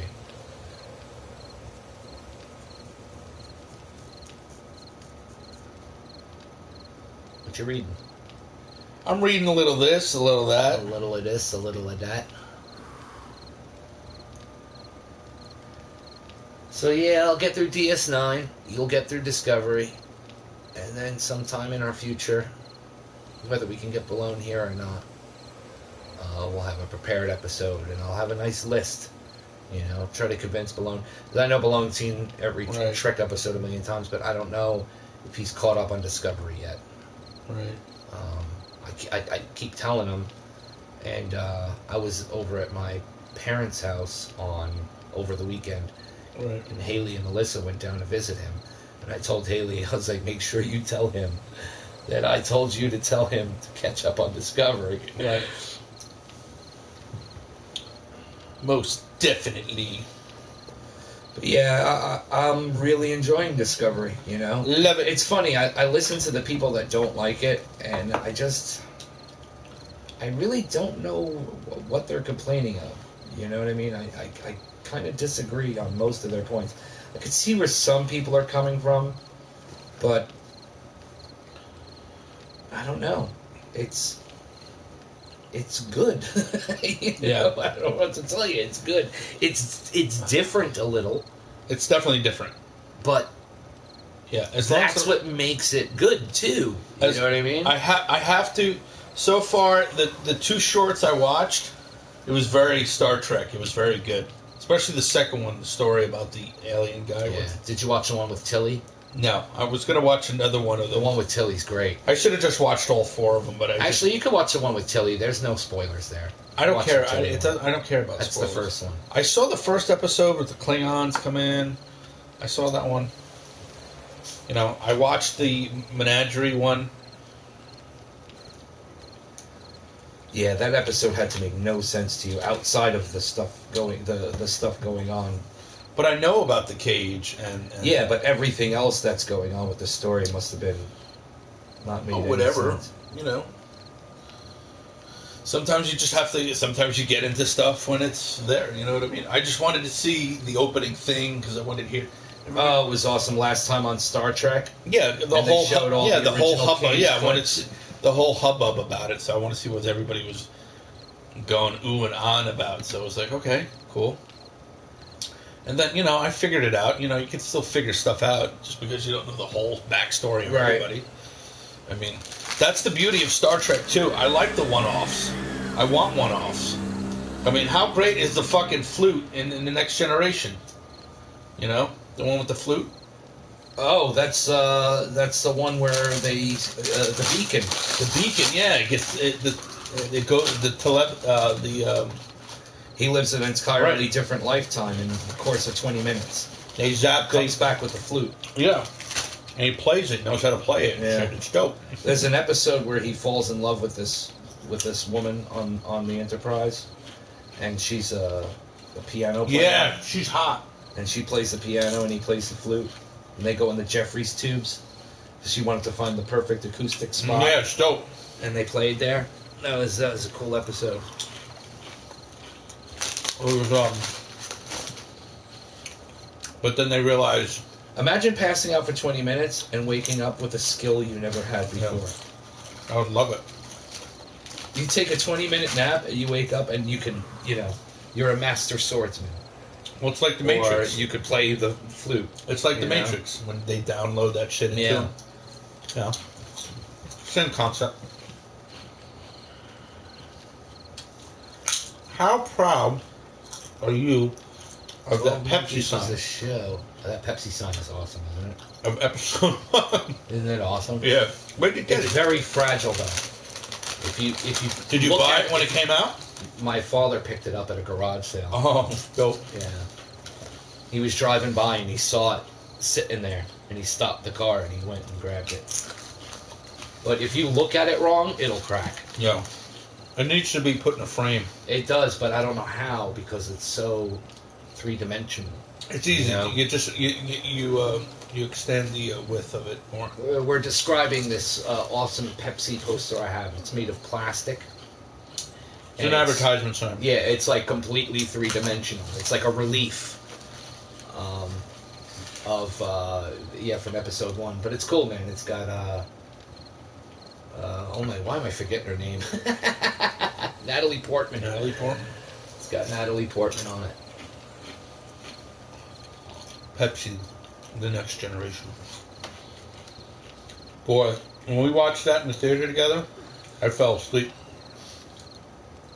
I know it was. What kept me going was the sound dozed design. off. I dozed off during that movie. Dude, the music and the sound I must have been design really tired, or I thought it was really movie boring. It's so good. That movie introduced us to Duel of the Fates. I went to the theater to see that several times because of the sound design and the music. And I wanted to hear it in the big fucking theater. The one thing about episode 1 is and all that. All the scenes with Darth That's one thing Maul. they got right in that movie. Every scene with Darth Maul is dope.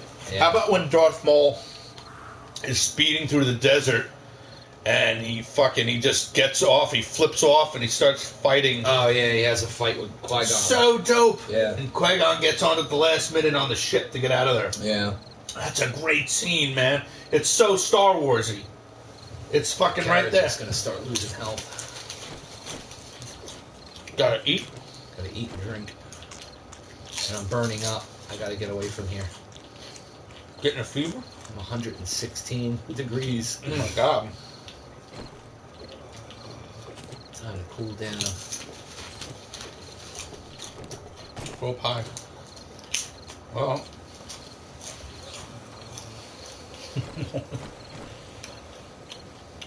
You are not thirsty. There you go. That's good. On an angle. People. The X is driving me crazy. What X? Oh. The reticle. No, right there. That's fine. Because we're team times the team. 12 Monkeys. 12 Monkeys. Do I ever have to watch it? Is it good? Do both of you like it? Do you like it? I haven't watched it. I know it's a show. I didn't like the movie. So I didn't hate the movie. It just wasn't memorable to me. You know what I mean? I didn't walk away from it like thinking about it like I do some other films, you know? Like Arrival.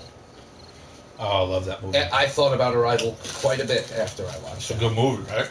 Yeah, but just thinking about the concepts, the implications, what's going to happen now, you know, what it all means.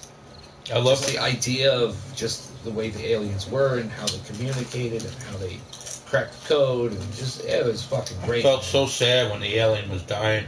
Oh. I really felt sad. Yeah, it was a very good film. Oh my god. And then he did his visual masterpiece with fucking Blade Runner. Even though you don't like the story, it is a visual masterpiece. And Dune is going to be beautiful. Whatever his interpretation of it is, I know it's going to be beautiful. He's a very skilled director. He knows where to put that fucking camera and that light. There's going to be the third version of this movie. This story. And that's one of the things I love about the original Blade Runner. Ridley Scott's fucking camera work and his lighting is second to none. You know, especially for the times that his films come out. Hey man, Ridley Scott. Yeah, most of his films. He could quit. Any guy who has made Alien and Blade Runner. Enough said. Yeah. Yeah. He doesn't have to prove anything to anybody anymore. Nope. Not at all. I really want another Alien movie. I want to close this out. I want to see what David does. Oh, they're gonna make another one with 2,000 fucking humans and embryos. Well, you hope they keep with that storyline. You hope he goes with that story. I'm hoping Wayland sends another crew out after them, and now he's going to be fucking throwing aliens at him like crazy. This is all a precursor. Or what's going to wind up happening is that the engineers are going to come back to the planet, see what happened, and they're going to go after David.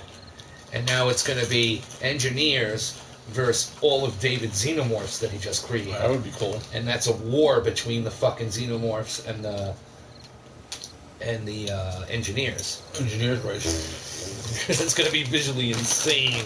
I did love the scene in Covenant when he kicks the black goo on the fucking people and destroys the race. Oh, that was insane. It was great. I was like, man, this genocide is so evil. 47 episodes. God damn. Ugh. That's a lot.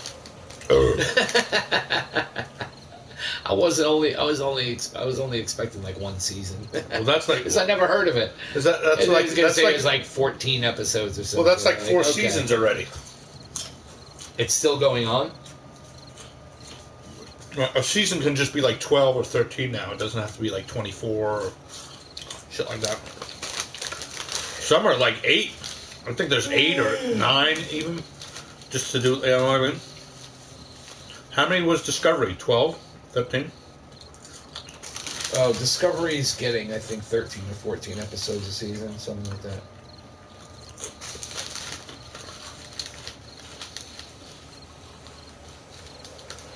But they're like 45 minutes. 50 minutes, something like, so there's plenty there. The day goes by quick. And they got renewed for season 3, so we'll probably have some more short treks in between 2 and 3. And we're going to have the Picard centric show coming up. Oh, I can't wait for Picard. Uh-huh. I can't wait. It's going to be dope. My prediction is that he's retired, and I don't know if he gets called back into Starfleet. I don't think he gets called back. Well, maybe. That's probably the way they're going to go. But if I'm writing... He's got to get called back into Starfleet. Say I'm head writer right now. He's retired. He's at the Vineyard. Yeah, he's in France. His brother passed away. Yeah.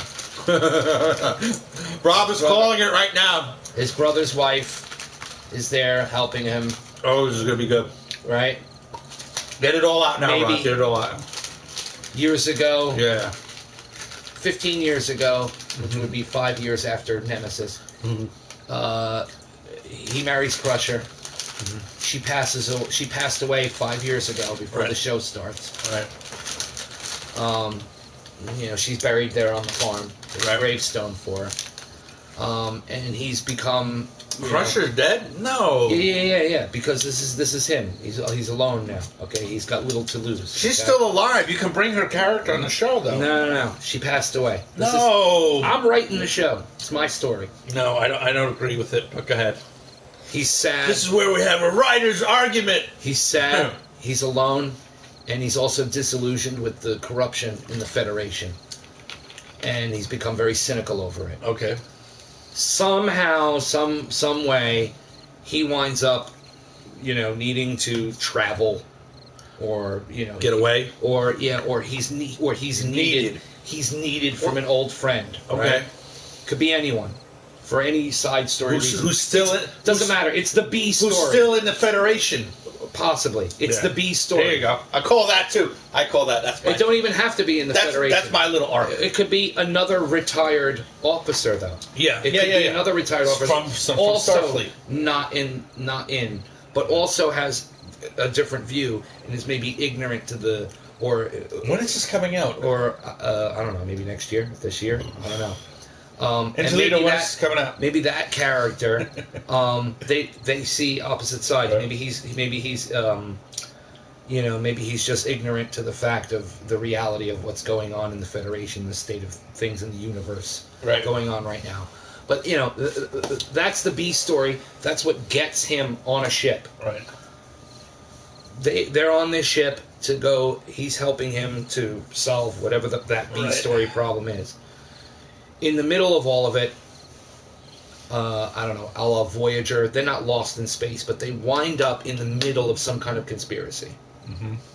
And Picard finds his old sense of empathy and duty and do the right thing. Right.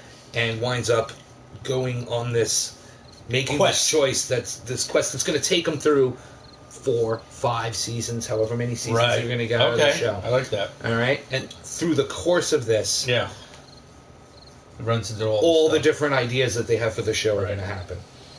But ultimately, he winds up, going back to his values and becoming less cynical and more accepting. And maybe he passes away at the end of this. Yeah. Maybe he dies being the old Picard again. Yeah. You know? Hey, can I see the poop figure over there? What are you talking about? Oh, that's ledger on the shelf there. Oh. Let me see that fucking thing again. It's funny. It's the meme, right? It's the emoji. Yeah, it's a little poop thing. Where did you get that? Haley brought it home. That's funny. Yeah. But so that's how I would write the show. Right. But now we also have to look forward to Starfleet Academy. Right. Or Starfleet, whatever they're going to call it, and that's going to be, you know, our 20-something-year-olds going through their day-to-day struggles, living and trying to, you know, make their way through Starfleet Academy. I think that's a good idea. Yeah. But it's a good idea. Yeah, right? Just don't be corny. But, you know, there's a big Trek universe. Corny. You know, corny. I'll try it. I'll probably watch it. I'll probably watch all of them, even if it is. And what's the other thing they're going to do? You know, Melrose Place or whatever the fuck. I hope it won't be that. But you know what I mean? It's going to be that 20-something, you know, friends in Starfleet. Yeah, no, I get you. Kind of thing. You know, I don't think it's going to be sitcom. Yeah. You know, it can't be sitcom. It's fucking Trek. Yeah. It can't be sitcom. But then we're also going to get an animated series done by Harmon. Right. Your Rick and Morty guy. Yeah. And that's going to be called Below Decks. And that's going to be featuring characters that no, we don't really see. Justin Rowland. I thought it was Dan Harmon. I thought Harmon was the one who he produces Rick and Morty. I thought he was the voice actors. No. Oh, he doesn't do the voices. Justin Rowland. Okay. Yeah, he does it. But I'm sure. Well, I'm sure that they're a team. Yeah. So I'm sure he'll probably produce it with them. It's gonna be just imagine Rick and Morty, but Star Trek. Yeah, that's dope. And it's gonna focus on careful with that because it's gonna bounce right into that thing. Boof. Fuck up the whole classic with stuff is good. What you call it? And I think there's supposed to be some other animated thing too, unless I'm mistaken. Oh, I think you said there was an animated show as well coming? Well, I know the Below Decks is supposed to be the Rick and Morty, you know, take on Star Trek. You know, the characters that we never get to focus on in the show. Right. Well, you know, there are episodes where we see where they purposely bring, you know, people out. It's usually just for them to get killed. Right. But, you know, sometimes it's not. You know, Voyager had a good episode where they brought some of those people out and gave them a story, and they all came home.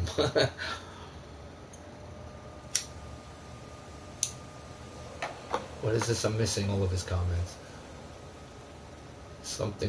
All I see is 4 season something last year. Season 1, 2, 13 episodes each. 3, 10 episodes. Season 4, 11 episodes. And then a bunch of emojis.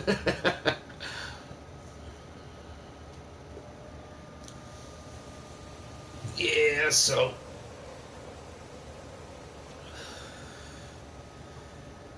you know, here's another thing about DS9.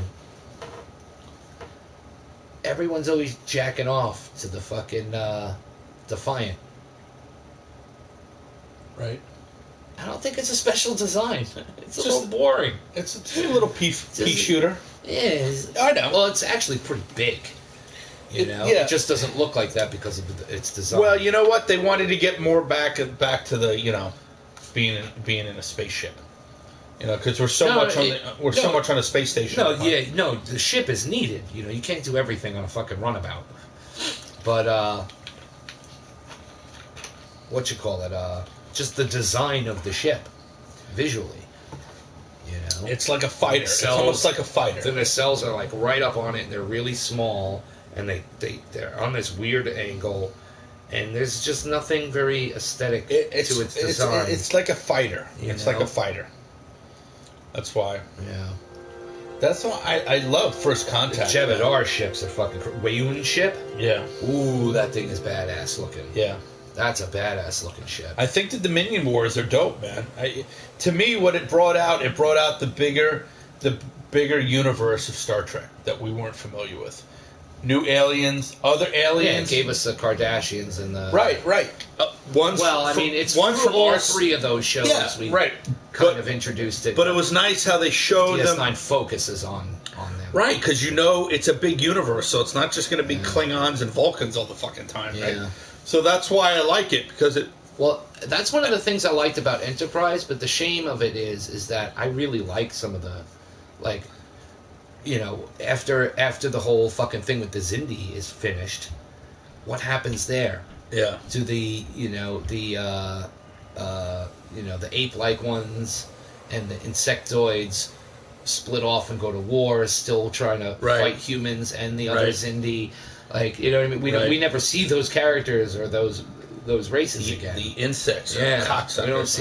We don't see any of them. They're fucking evil motherfuckers. Yeah. And the reptilians. Yeah. Fucking badass. But the insects, the reptilians, they're evil. They're like the Jem'Hadar. Yeah, they are. They're fucking really evil. They're ready to war every time. Yeah. But that's why I like, going back to the Andorans, man. Yeah. But see, that's another thing. The original Enterprise, beautiful design. Right. Next Generation, it's cool, but it does have that 90s. Right. Feels like a plastic model. Right. Just the design of it. Just look, and maybe it's just the computer rendering as well. Right. But it's cool design, but it's not my favorite of the Enterprise. The original and the 80s Enterprise and the fucking NX-01 from the show Enterprise. That's a great design. Right. It does look like an old school, like, you know what I mean? Right. What starships would look like before they got to that point in the future. It's 100 years or 80 years. It's 80 years. It starts 80 years before Trek, 70 years before Discovery. So, yeah, it would look that way. Right. And what fucking characters in Enterprise, man? T'Pol? She's a good Vulcan. Awesome. They always find good Vulcans. She's awesome. Trip's great. How about the older guy? Trip is awesome. The older guy from the TV Dr. show. Phlox? No. The other older Vulcan from that fucking Enemy Mine. No, was it what was it? Alienation. His name. Alienation, the TV show. The Ambassador. Yeah, he's great. What the fuck is his name? I haven't seen the show in a couple of Alienation, months. though. Remember Alienation? I do, but I'm trying to remember his Vulcan name. What was his Vulcan name? I forget. He's great in that. They always pick the great Vulcan. How about the episode at Enterprise when the three of them they're back on Earth in like the 50s and shit, and they have to they crash land and they have to go to that town, live in that town. Oh, but that was a story she told though. She made it up. She made it up? Yeah. Remember at the end, she was like, "You asked me to tell you a story." Oh, was it real? Asked me if it had to be factual. I think it was real though. She was just trying to entertain them. I think it was real. In the end, she shows the Velcro, and that's how she gets the money to give the kid the money to go to college. Yeah. Because she shows off the Velcro to the patent office. Yeah. And she fucking sells her idea. She gives the kid the money. It's great, man. Before they leave. It's great. And the one stays. They all become... one stays, and they said that he died. That he wasn't alive, but they left him there. Yeah, It's a great idea. Yeah. So, holy shit, from the 1950s, there was a Vulcan living in a small little fucking town. With humans. If it was a true story, it'd be fucking brilliant. That's a great episode. Yeah. Man. How about the other one where they go to Antarctica and they find the Borg in the fucking snow? Oh. How about tying the Borg to that? That's a dope episode. How they did that was pretty fucking crazy. Yeah. I still think the Borg was best in Voyager. The Borg's great in all of them. Watch the first episode where the Borg were introduced. They're so different. Watch. But by the time Janeway gets through the fucking Borg, oh man. Watch First Contact. That's a great movie. Mm-hmm. That is the best Next Generation movies. That is the best one. Yeah, it's a good one. No, it's great. I watched it several times. It's classic Trek, a classic Next Generation, and the Borg is a great enemy, and it's a great concept. I like how he's like, follow that. And like Data's like, "Sir, we're going back into time." And he's like, "Data, we have to go back." And you're like, "This is like an episode. This is like an episode. This is great." And right just then and there, he's like, "Follow the fucking Borg back to where it's going. Because they go through the timeline." He goes, 9 billion, sir. Stop it. 9 billion, sir, or all Borg. And he's like, "Keep following that fucking thing. We can't stop off here because we've destroyed the whole universe." So it's great. So they have to go back, and you find Cochrane, and he does a warp signature. And it's cool at the end how the Vulcans find him. Yeah. And he does this with his hand and all. It's dope. It's fucking great. It fucking connects it, and it's awesome. And I didn't like Generations when it came out, but now I like it, and I'm a little sentimental about it. I kind of like it. It's not great, but it has a lot of issues. It has a lot of issues, but it's sad to see Kirk die, because you're like, wow, Kirk's really fucking dead. Yeah. And I like that scene where Picard is thinking of a different life he could have had if he had children. Yeah. And it's sad. It's like sentimental and sad, and you're like, oh wow, man. He's like, this is a life he thinks he had or wants to have or whatever, and then you like, it passed him by. Yeah, and he's like, and it's really sad, and then he's like, this is not my existence. I want out of it. Like he gets out. However, there are 4 lights. Yeah. I know it's not related to the movie. Yeah. But you know what I mean. Yeah. Picard freaked out. He freaks out and he gets out of it. He snaps out of it. But it's just that's a weird fucking episode, by the way. Yeah. There are 4 lights. Yeah. He never caves in and says there's 5. Yeah. There are 4 lights. You touch me. How about Sector 31? Oh, you watch Discovery if you want. I watched part of that episode. Dude, Section 31's involved. And here's the thing, it's so different from what we know or what little we know of Section 31. Yeah. But here's the thing, this takes place earlier.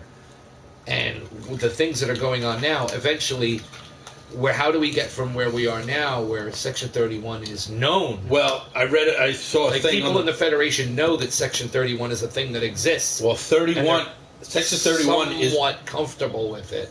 Section 31 is actually tolerable. Is like 20 years ahead of Discovery now. They're always fucking 20 years ahead. They always, because they have the technology and shit. Well, they're kind of like... You saw the one where fucking Ash hits the fucking communicator? Yeah. Pike said, what kind of communicator is that? Yeah.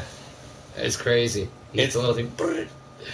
But that's what's dope about it, because they're kind of like time cops, almost, in a way.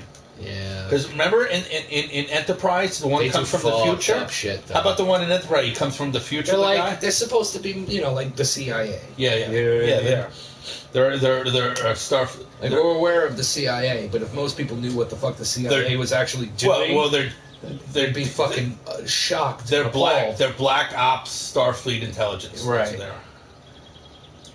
But by the time when they're first introduced to us. Right. They're introduced as like this super secret. Right. Nobody knows about it unless they come to you. When did they come? You see them in Voyager? They're the only ones that know about them. Do they come in DS9? They come in DS9 and Voyager. And then in Enterprise, they show up. Yeah.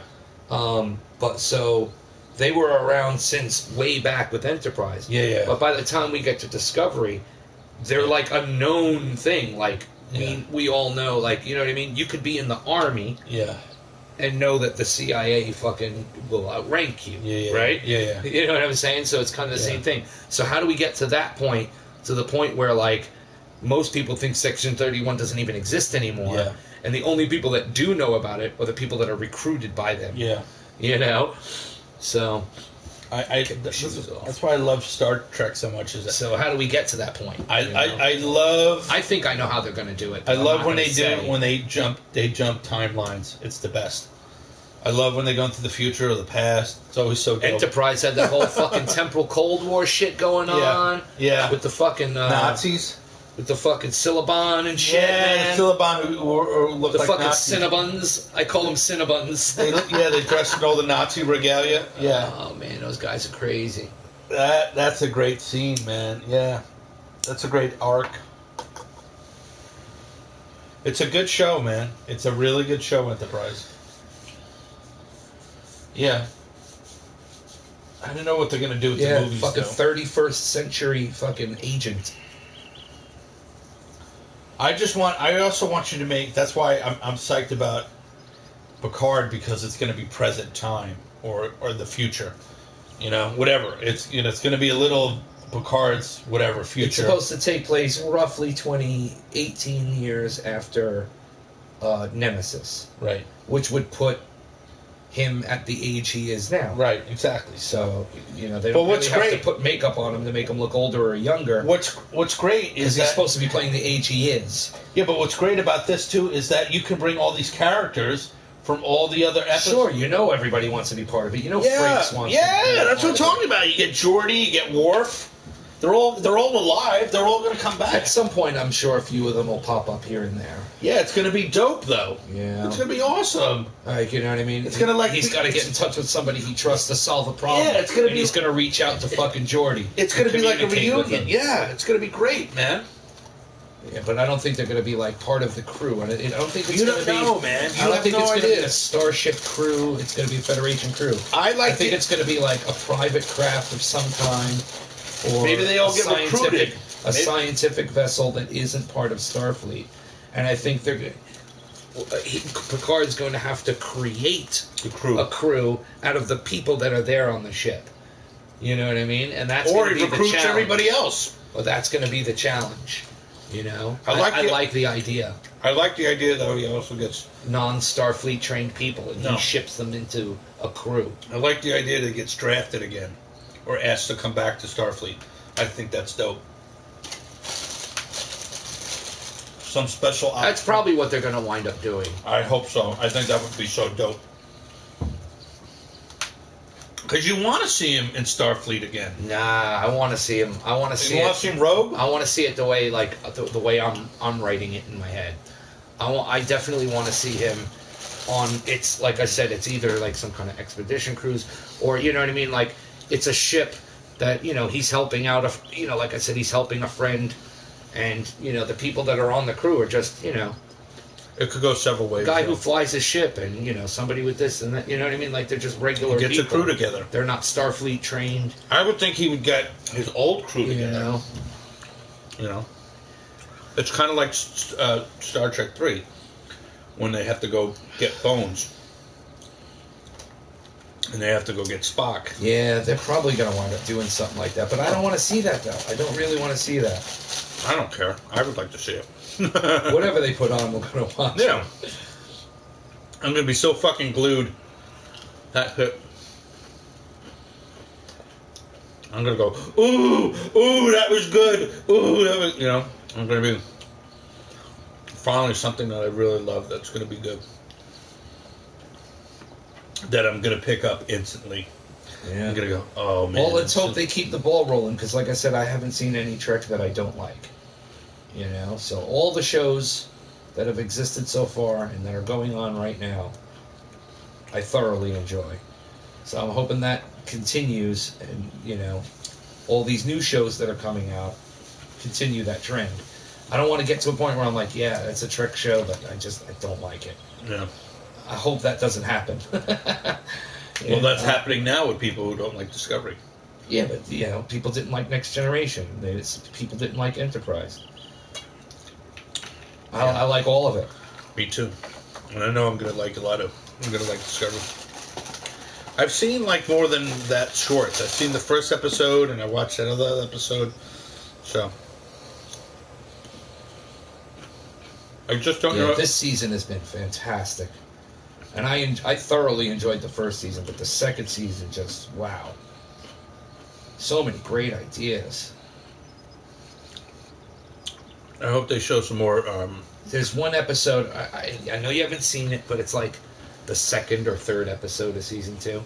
And by the time you get to it, you're going to probably forget everything I'm just going to say right now. I'm not going to really spoil it, but they find a planet that has humans on it that are living like they're a little bit in the past. They're kind of living off the land in a place in space where humans should not be.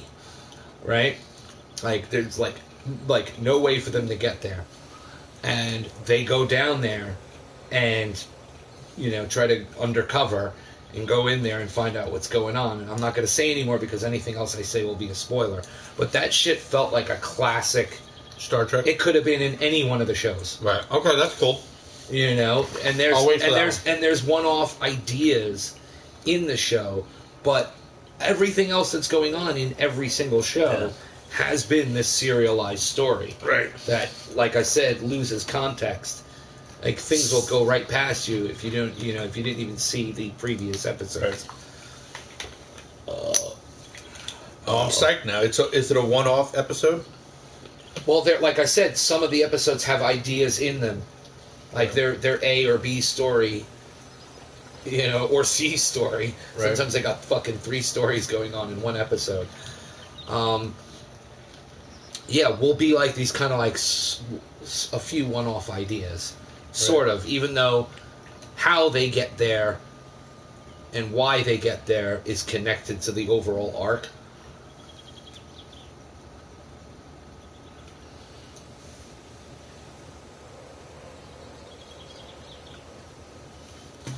Let's spell that shit.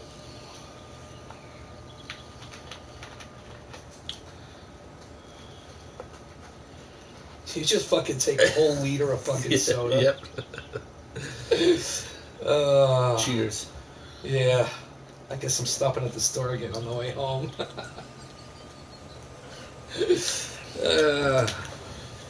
You don't have any cups around here, so I think that would be suffice. I had a little of my salsa in there already. I like this myself. Oof. You watered it down. Yeah. Yeah. Alright. I drink less soda now. I drink a lot of just seltzer. I drink a lot of iced tea. I just try to cut down on the sugar. I like to have some sweet stuff now. I think it's called Pure Leaf. They make an unsweetened iced tea. Dude, it's so good. Yeah, I've had unsweetened with lemon. It's really good. I drink that shit like every day at work. Who eats this? Is this your pick or Haley's? Oh, that shit's gotta be fucking out of date. Ugh. How did you even get your hands on that? Where was that? It was right over there. It's horrible. It tastes horrible. Chicken, yeah, because it's out of date. Chicken is a biscuit? Yeah, you fucking, that's out of date. Out of date. It's horrible. It just tastes bad. I was just munching on it like a lunatic. They're horrible. Chicken as a biscuit. Who bought that crap? I bought that. Oh, Robbie. It's horrible. Gotta be out of date. No, it's still good. Is it? July 19th. 2019. Sure it doesn't say 16? No. It says...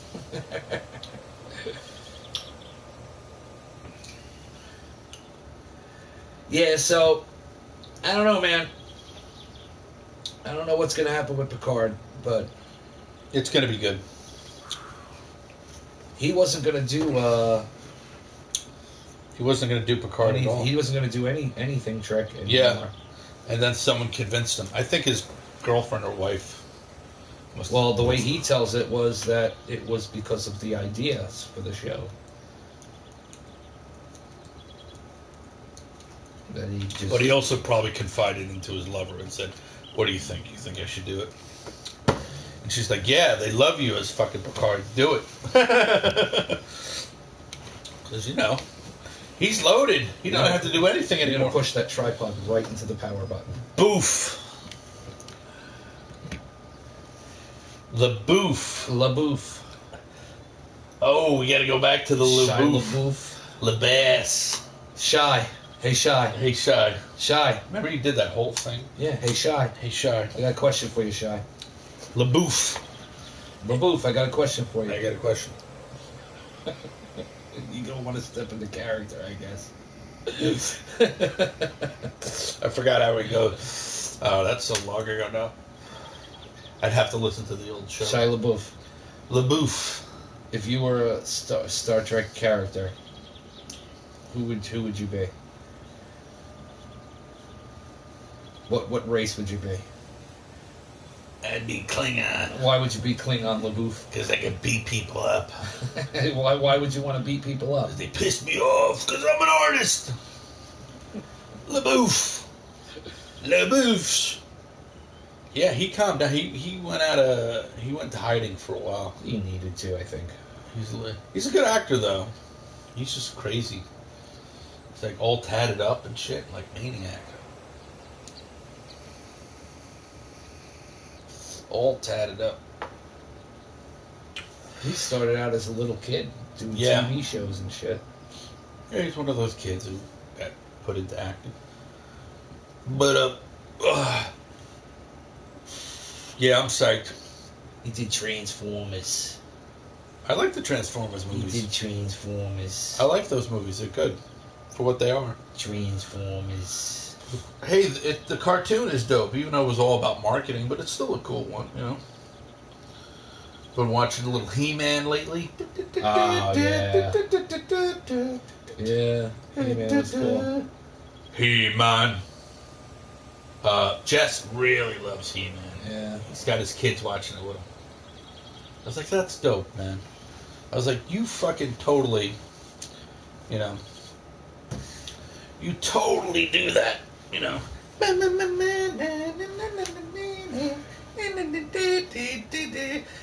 He-Man. She-Ra, She-Ra. It's all good, man. He-Man. Not so fast, He-Man.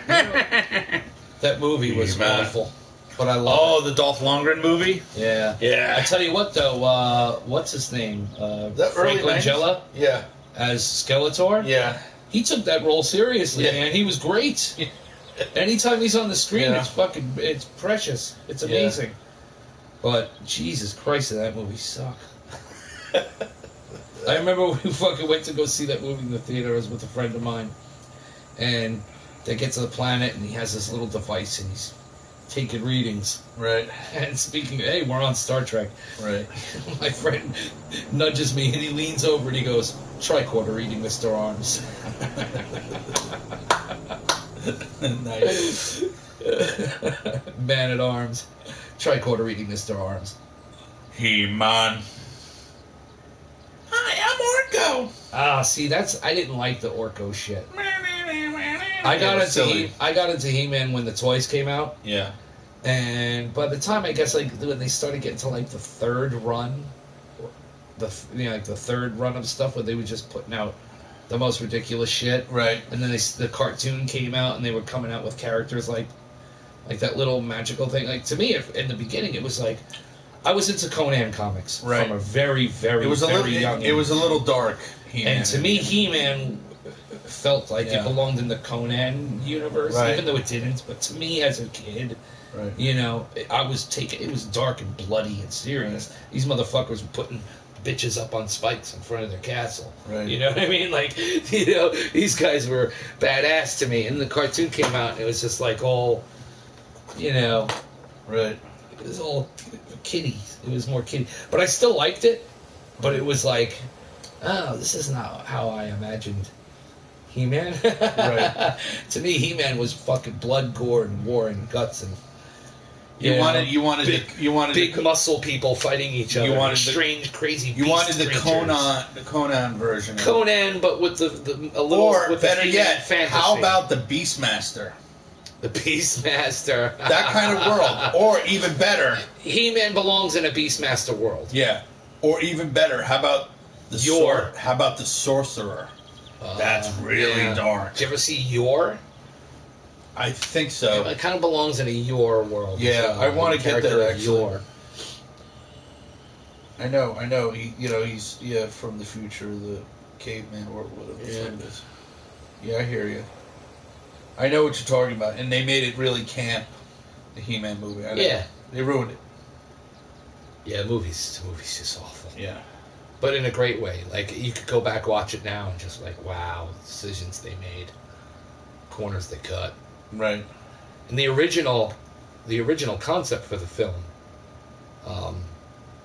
was supposed to be brilliant. was supposed to be really good. It was actually supposed to be a little bit more gritty, even. You know? He-Man. And that was weird casting, too. I mean, I know Dolph Lundgren was like, He-Man. You know, he was the guy at that time, but I don't know, man. Dolph Lundgren just didn't make a Prince Adam for me. Yeah. You know what I mean? Prince Adam. Totally. And Tila. And Merman. The first run of He-Man stuff was pretty badass. You had the Battle Cat, Skeletor, Beastman, Merman, Cyclops, Man-at-Arms, Man-at-Arms. Tila. Man-at-Arms is dope. Shit, man. Manny Faces. Remember Manny Faces? I like Manny Faces. Manny Faces. He's fucking retarded. Everything had to have man in it. Yeah. He-Man, Merman, Manny Faces. Very sexist cartoon. Hysterical.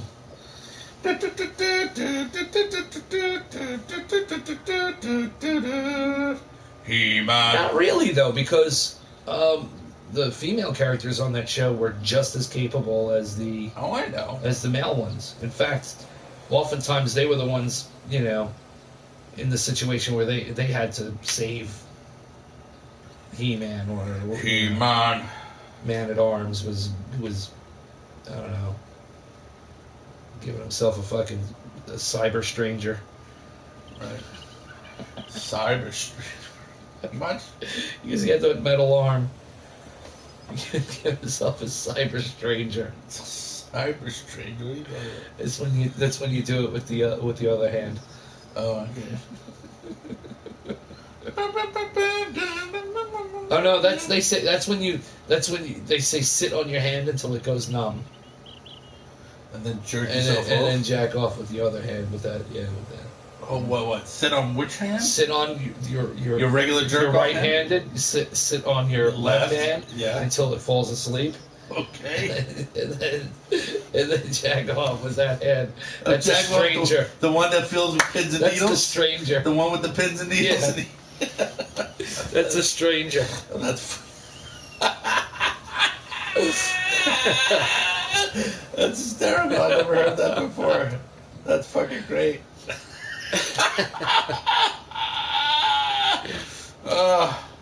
But do you do it with your good hand or your No, the other hand. The other hand. Whatever your good hand, the opposite. Whatever your good hand. Yeah, if you're righty, you use your left. Gotcha. That's funny, man. Fucking funny shit. I know what you're doing tomorrow. You gotta try it once.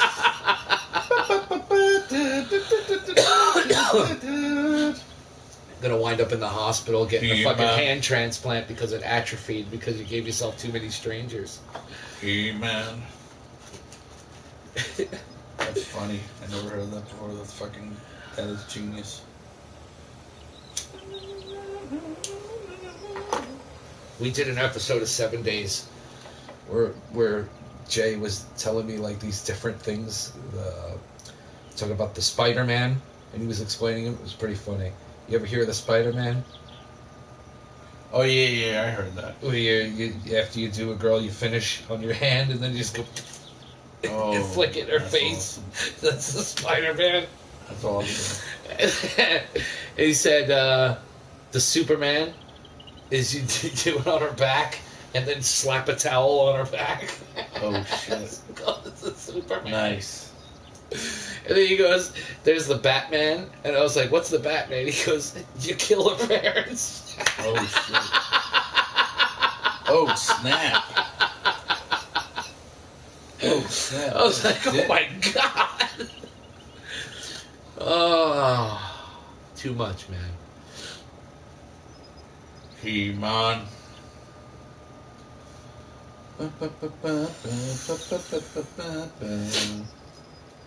Yeah, so last time we had Balone here, we had that little list of questions. I kind of like that. I kind of like the way that went. It kept the conversation. Like we were talking about the topics, and then they were rolling I thought that worked out pretty good. Right. Yeah. No. You just got to come up with new questions. And I didn't want it to be trivia. Yeah. You know what I mean? Yeah. There's people watching that are just casual fans. Well, you just want to be. Listen, if somebody was throwing trivia at me, I probably won't be able to answer all the questions either. But yeah, well, you just. I do good, but I wouldn't do. Right. I wouldn't get 100%. You just want to be. You just want to see how knowledgeable people are. Yeah, you forget shit sometimes. But but just like to talk about like the thing, like some of the questions were. Choose a position in Starfleet. Yeah, of course. Your favorite ship designer. Your dream crew. That's would you break General Order 1? That's what it's about, being all geeky about it. Right. That's why I break Justice balls and I go, hey man, you gotta get back into your geekness, man. Bring your geek out. He's gotta bring his geek out. You gotta bring your geek out a little bit. Because he's always like, dude, why are you pissing your money on that shit? I'm like, dude, I'm sorry if you can't buy it. I'm sorry you want to buy it and you can't buy it. He can't buy toys for himself. He's got to buy toys for his kids. He can buy some toys for himself. Grown men talking about toys. We're collectors. We're adult collectors. Now, I'm not that really big. I follow guys on Instagram. Some of them are crazy. Nuts, dude. I don't even come close to their universe, dude. I just have a few selected figures I bought over the years. Some of them are really. There's guys who just buy, take Star Wars. Yeah, but some people would say that about me with gaming, my gaming collection. No, but it's a little different for you because you're like a Renaissance guy. You know a lot about other stuff. You're like a Renaissance person. You do a lot, really, if you think about it. Not just your creative, but your archival collection of things. Yeah, I guess. Yeah, you're a gamer. But you've played these games, and you know how to make games when you did Well, no, not really. You keep saying that. To a certain extent. Right. I'm saying the Little People thing they built a platform for you to build on. Right. And that's pretty good. The new and I'm sure, you know what those people should do? They should do that. If they do that, they should grade the people. Say, I love what you did here. I love this. Well, there's a whole community online. No, but the people, the designers of the game should say, like, dude, they do. That's part of the game. They tell you. The guys told you. Yeah, you can get featured. Did you get featured on yours? I don't think so. Yours was brilliant, though. Some of them were good. Oh no, this balloon was great. Some of the stuff I had been working on that I could never finish because I kept blowing out the thermometer. Those ideas were too ambitious for the game. Right. But that's this whole overhead thing where I had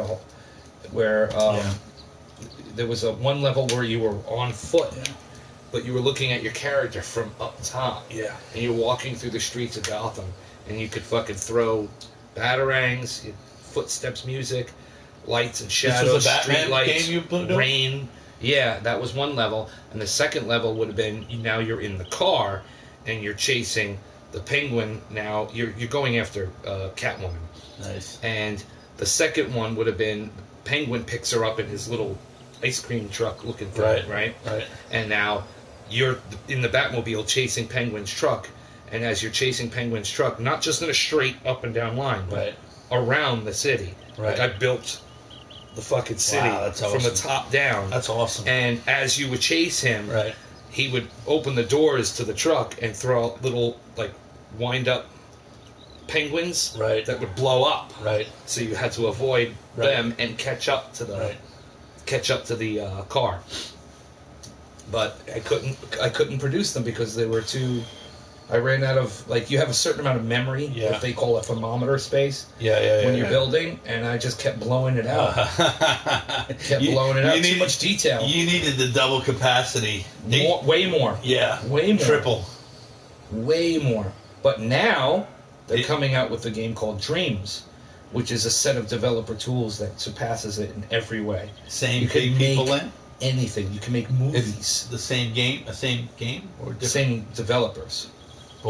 Different game. So you can just do whatever you want. This is like a blank canvas. If you can think of it, you can. When are they coming out with it? Soon. I just played the beta. Is it awesome? 2 months ago I played the beta. Was it good? And oh my god, some of the stuff people were making just in a short amount of time. It was awesome. Was incredible. Oh, that's awesome. Incredible. So I can't wait. That's going to be dope. I want to make music videos. Awesome. You can make some tits. I could import my music. Let's make a tits game, man. A tits game. Yeah. Interactive. Yeah. Interactive theater investigative team. Yes, yes. Yes. Marinsky, PI. Totally. We can make it. I can import the audio of a podcast and have, like, make it look like a studio with two characters. Talking. And the camera angles going back and forth. Right. And the mouth movements will move to the audio. Oh, that would be dope. So, like, as we talk, it'll look like... Yeah, we'll recreate... the characters talking. So I can make two characters of us. Oh, that'd be dope. I'm down with it. I think that's awesome. A couple of microphones. Be fat. Computer. Yeah, our own animated shit. That's animated dope. version. Yeah, that's dope. I'm down. But I was saying before, so, you know, you play games, so you're a lover of games, but then you're also like, you like the whole lore, the whole history of the whole canon of it, the whole idea of it, because you grew up with it, and now you're older and you understand it from a different point of view because you're older and wiser.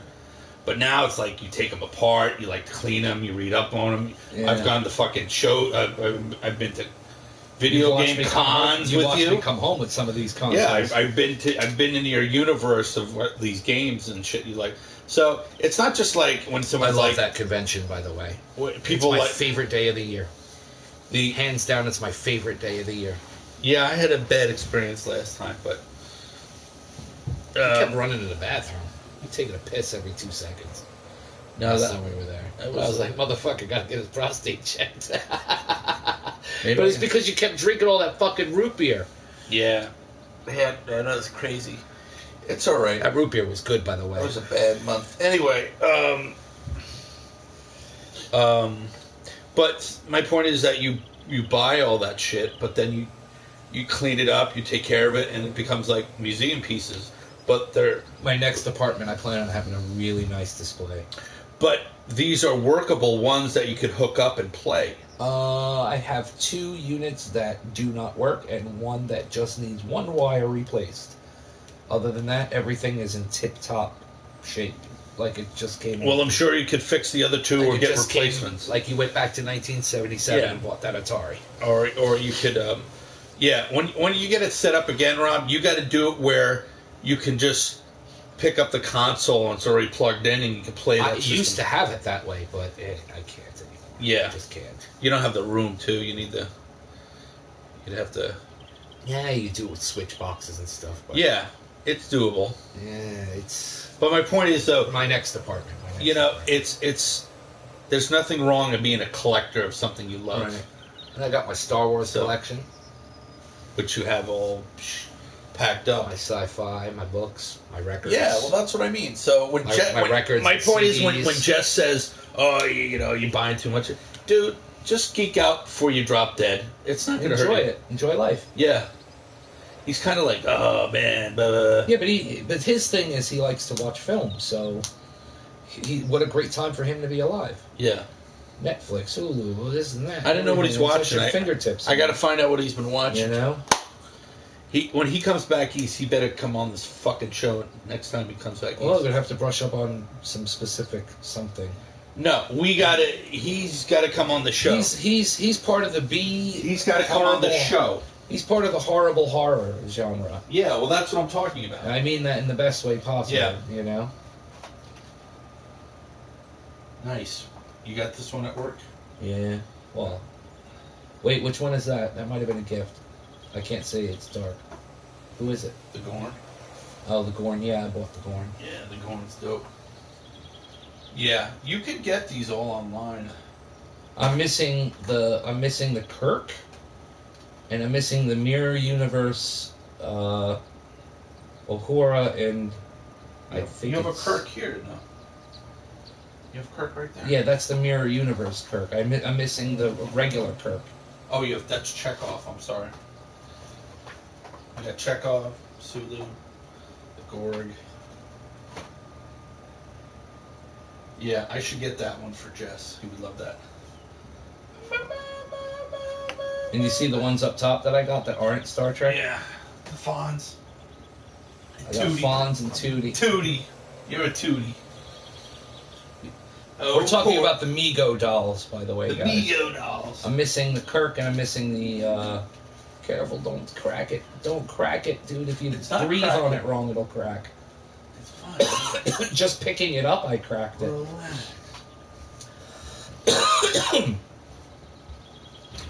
Yeah, the Mego dolls are cool, man. I like them. I love the Trek ones. I had the original Trek Mego dolls and the Enterprise playset. I remember when I was a kid, I had the little transporter. You would swirl, you would turn the knob, and it would spin around. And it had the captain's chair. And then it just had these, like, I guess it was like cardboard covered in clear plastic.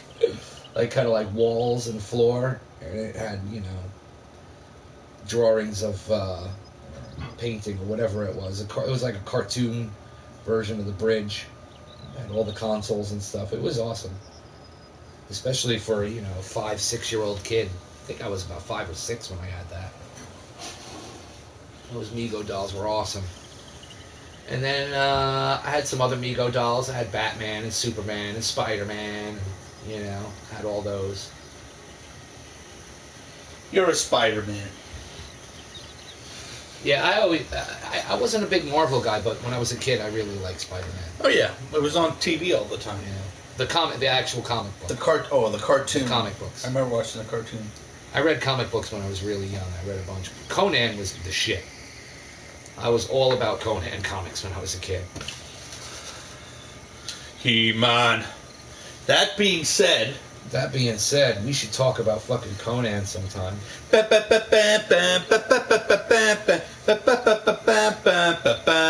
Arnold Schwarzenegger. He-Man.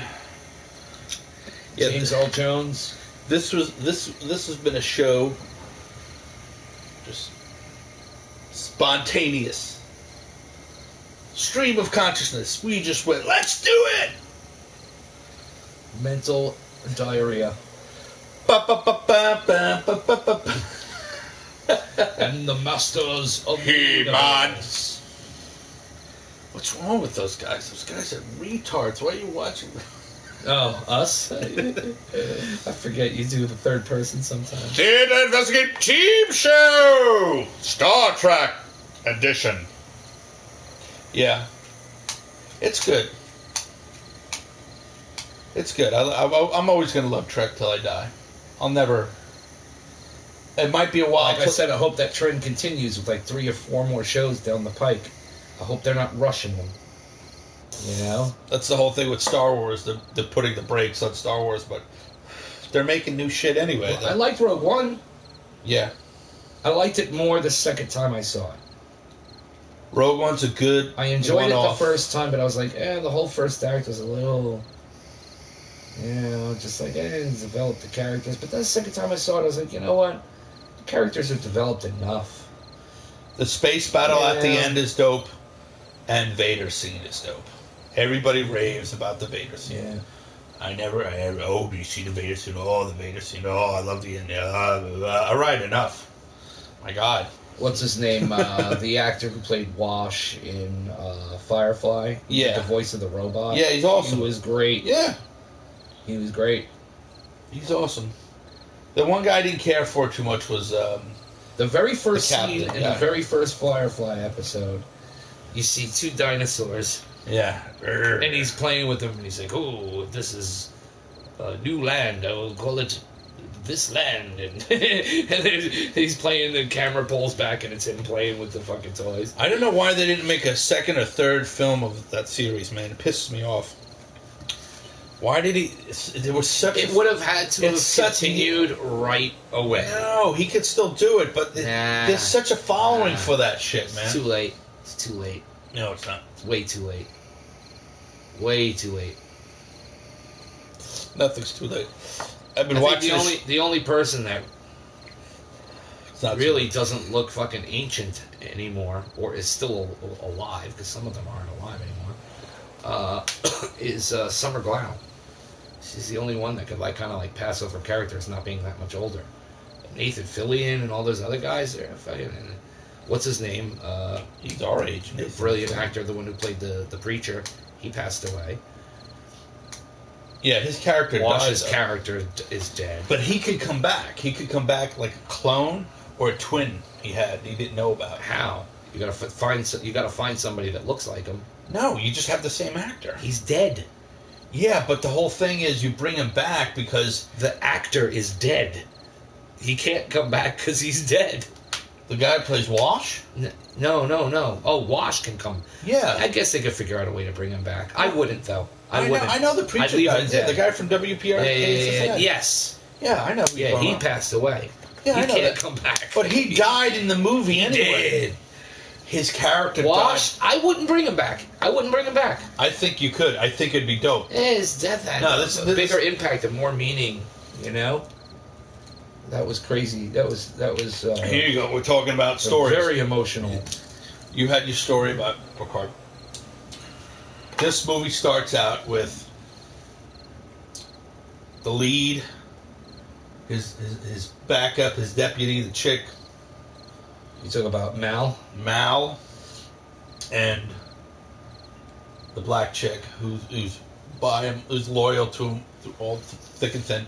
They're doing a job, and you got what's his name from My Bodyguard, who's great, the tall guy with the guns and all the shit. He's awesome. They're all and you got the girl who's the mechanic and the brother. You talk about Jane. Jane and the I like doctor. how he recruited Jane. That was a funny thing. The doctor. He was working for another guy. Yeah. Had their guns on him, and he's like, "I'll pay you double." And he's like, So, and then you have the brother and the sister, and they're doing a job. They're right in the middle of a job. Yeah, the doctor, and then Summer Glau's character is fucking awesome. So they're doing a job and they just finished a job, and they're on a planet where they're getting more resources and shit. Like they're doing a job. No, they finished a job. Okay. And they landed on another planet, like a hub world. Yeah, and they're buying supplies and reloading the ship and shit. And you know how what's her name, the mechanic's like, oh, I like being all sparkly. Everything's all sparkly.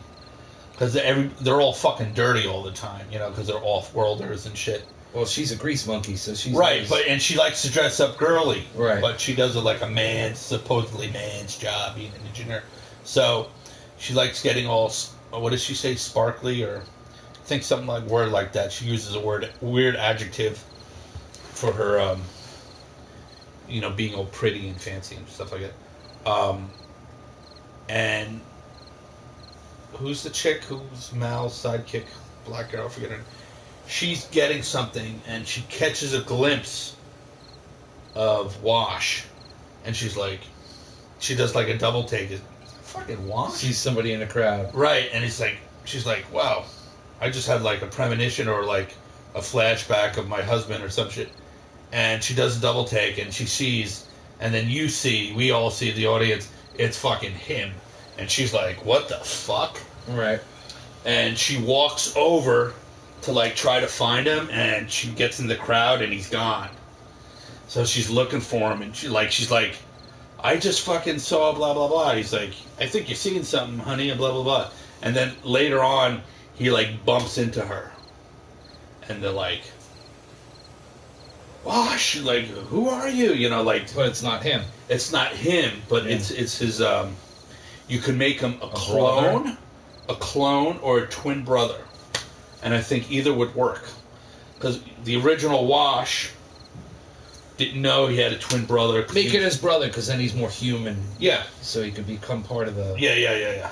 But he wouldn't fill the same role. Like, what would the odds be that his brother was also a fucking crack pilot? Maybe he's a fucking cook. No, he's a crack pilot. Yeah. He's just like him, but he has different. That's too easy, though. You can't make him just like him. No, in every way. Not every way, but he has different. He has a different. He has to have another use on the ship. No, he's the pilot. He's the pilot, but he has different ticks than the other one did. So you can develop his character more. Maybe this one's a little bit of a douche. Yeah, maybe he's a bit of a scumbag. Like he's a pretty good pilot, but he's not. No, he's a good pilot. He's good pilot. No, he's not as good as Bosch. He was great, as good as his brother because they have the same DNA. But he's a douchebag. Yeah, maybe he's a little bit of a douche. Yeah, I like that. Yeah, he's a little bit of a douche. And she keeps almost having feelings for him. Yeah. I think, and you got the gang back, man. It's dope. The problem is they're all too old now. Doesn't matter. They're actors, man. They can still act the part. That's not a beauty contest. It's just fucking them. It's not about beauty contests. It's about where would they realistically be doing that same old shit. You never know. 15, 20 years after the fact. And you got the other one, the girl who was a prostitute. You know. That shit was the 90s, man. It doesn't matter. It's still dope, man. We would love to see that. Why do you think they're making all this new shit, man? They made Full House, and the woman who was caught in that. Or how about you could do something in that universe? Like you could show. No, you got to have those. You could show how the Reavers became the Reavers. That's so great. That's what I love that movie because the Reavers was a great character, and the idea that you saw the backstory of this was awesome. Right, and how tragic it was. Yeah, you know. But you can get more in depth on that, and right. it could be a completely different crew, right? Because those people aren't even around yet. They're not, It would right. be before the war.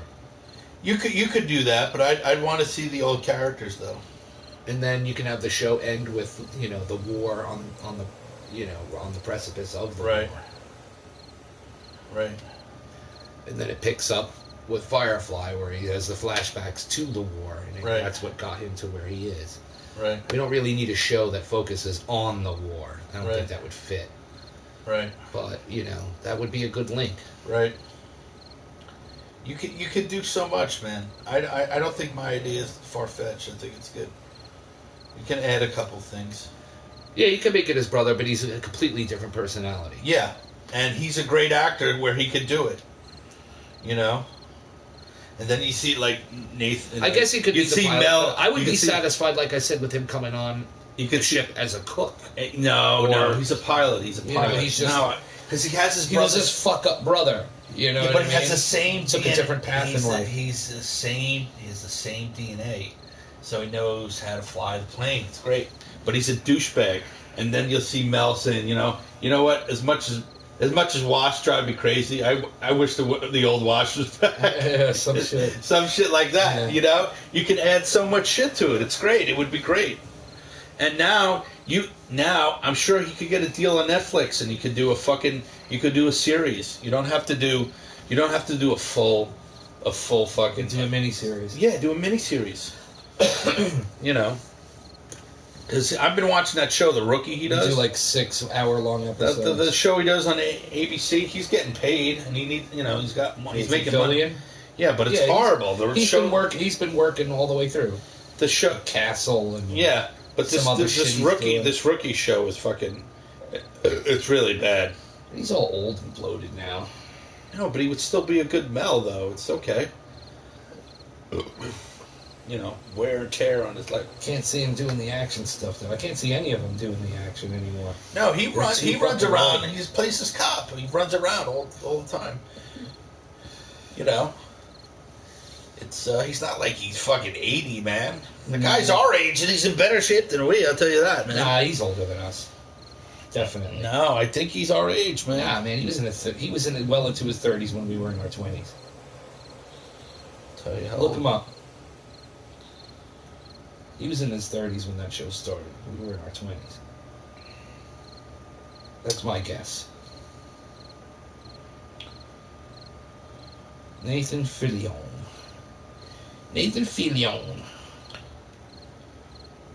Yeah, Firefly kicked some ass, man. It was a good show.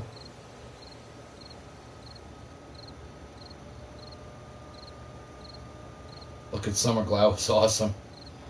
The movie was awesome too, Serenity. Yeah. And she looks at that advertisement, and it had a little hack in it. Yeah, trigger her. It's dope. And she fucking triggers and just beats the piss out of everybody in the bar. Like a fucking ninja? Dude, he's 47. Is he really? Yeah, he's our age. Damn. He's our age. Why the fuck does he look so much older than us? Because he's been, March 27. He's going to turn 48. He's just a little bit. Holy shit. He's our age, man. Get the fuck out of here, man. Yeah.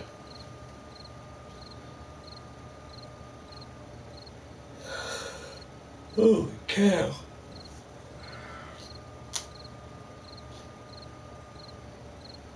Yeah, he's got ducats. I'm just saying, his best work so far has been, of course, yeah, Firefly.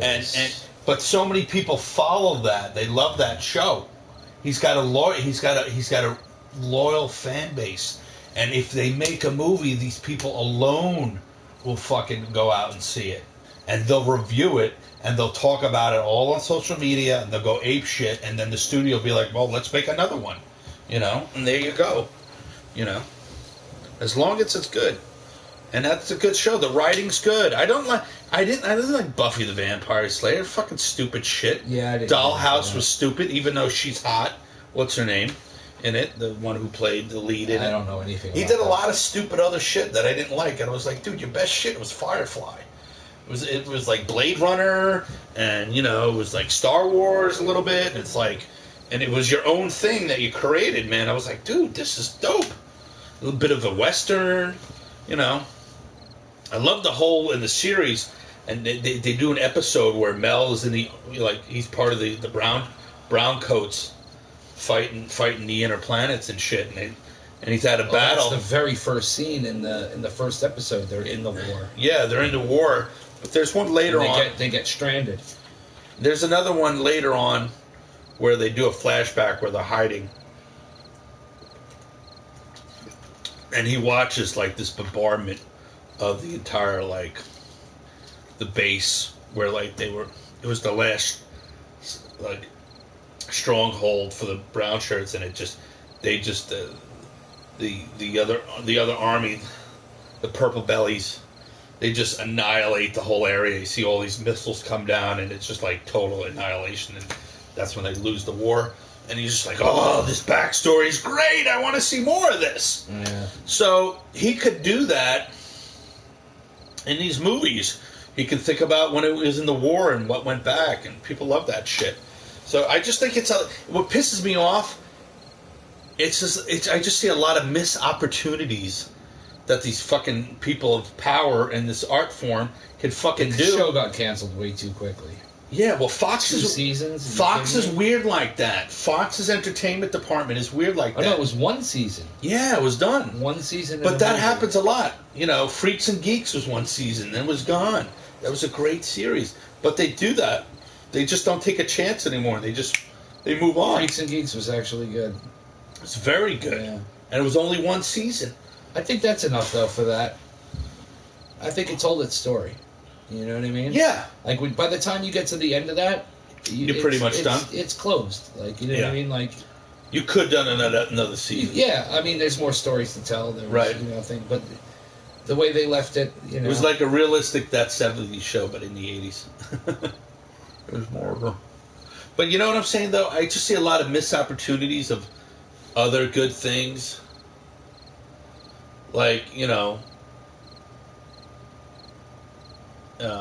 What's the name of the creator of Serenity? Whedon?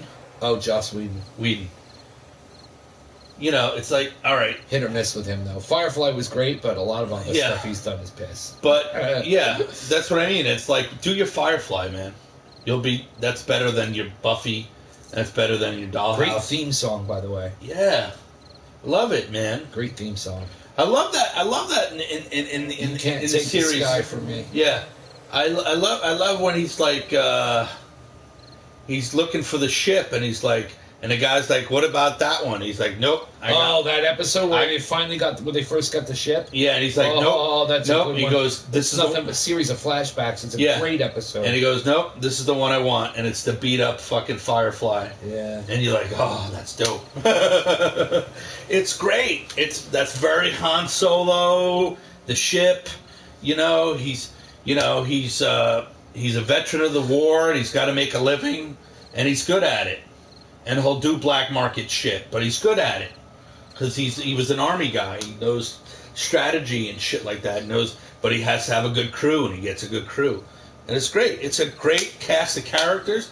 They all work out. It's a very good. And I love how the government is following the two kids, the brother and sister. Yeah. It's great. You tell me you couldn't have done more of that? But I'm saying now it's not too late still, because a lot of these actors are alive, and I know how you can bring back Walsh. So there you go. So tell him out there who's ever listening to this fucking podcast. Well, a story that got forced out in the film, Serenity, could have, elements of that story could have been doled out to us over, 1 or 2 more seasons. You could do a series now. We needed to unlock Summer Glau's character. She needed to, switch on. They needed to find out what she was soon. Right. The whole season they were leading up to it. Yeah, they had a show at this time. Right. Yeah, of course. So at least they got to do it in the film. Yeah, and the Reavers are great, and that super spy that's following that black actor, he's fucking great, man. And he's like, I'm so sad for you, but at the end, Hunter. Yeah, at the end, Mel fucking hits him in the back and fucks his vertebrae up, and then he's forced to watch that recording of that woman getting attacked by the Reavers. Yeah. And he gets it. Yeah. He gets it.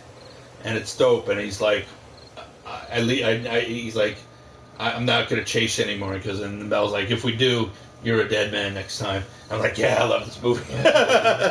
It's great. So it's like, he's good at, you could still use these actors in the storyline. It's great. It's not going. Nobody's dead. The director didn't die. The creator. Let's get it going. And it pisses me off, these missed opportunities these people have of shit that they made that they're not harping on. You could just dole it out. I wanted 4400 to go on for at least 2 more seasons. Yeah. But it's just, it gets me. But the final season, they kind of had to rush their ideas forward. Right. To conclude the story, because they knew that was it. That was the end. Right. The writer's strike made that show go away, so they had to get it done. And that was the thing, is the writers was their creation. Right. They loved it, Right. They created it and wrote it and produced it. Yeah, the first 2 seasons of 4400 is outstanding. And if you really get into it, then season 3 and 4 you're gonna enjoy a lot. But if you get through season 1 and 2, yeah, it's a pretty good show. Right. The landscape. Are there any wildlife in this world? Yeah. Rob? Yeah. Are they mutated, or are they normal? No, you have just regular. There are zombie bears and zombie dogs. Oh, really? Cool. Yeah, I was always curious about that in the lore, in the canon of the zombie world. Does wildlife become zombies, or are they unaffected? It's just a human thing, or it doesn't? It's depending. Well, a lot of viruses can't pass from right species to species, but some things can. You have it where no zombies are coming, right? In this? No, there's no zombies. I know you have that option. It's turned off here. Yeah, I know you have that option. See the tits. Nice. Marinsk. Nice. Take the photo. That's it. Tits. It's tits. It's colossal tits. I love it. It's big. It's mammoth. It's like a... Want me to get a better angle on it for you? It's like, I want it on an angle like that, but fill the screen up more. It's very colossal. That's why I like it. It's tits! Right? It's dope. No, the other angle. From the other side. There you go. Perfect. Back it up a little bit. Get it more in frame. Go. Zoom out a little bit. More. There you go, that's good. Tits.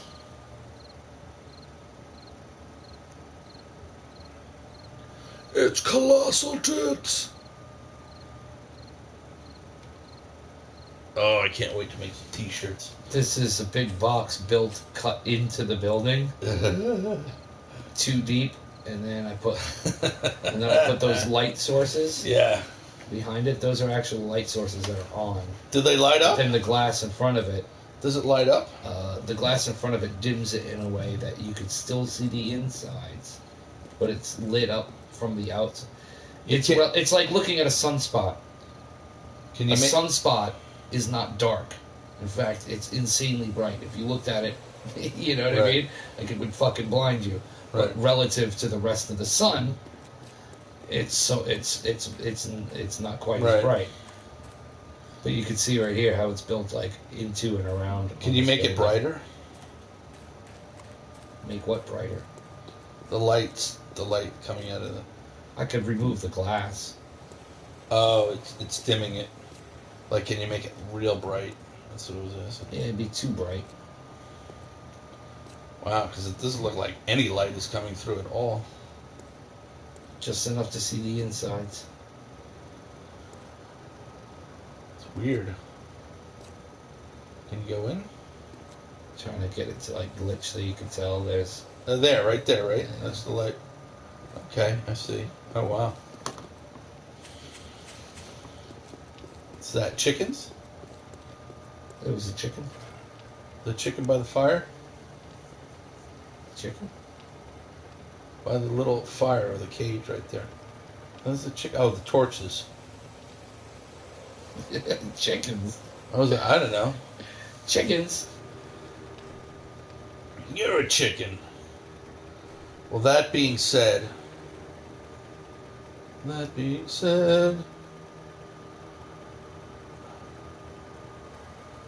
it's just good. You kind of lose your pace sometimes. Let's look with the headlight on. Not too bad. Headlight off. Take the headlight off.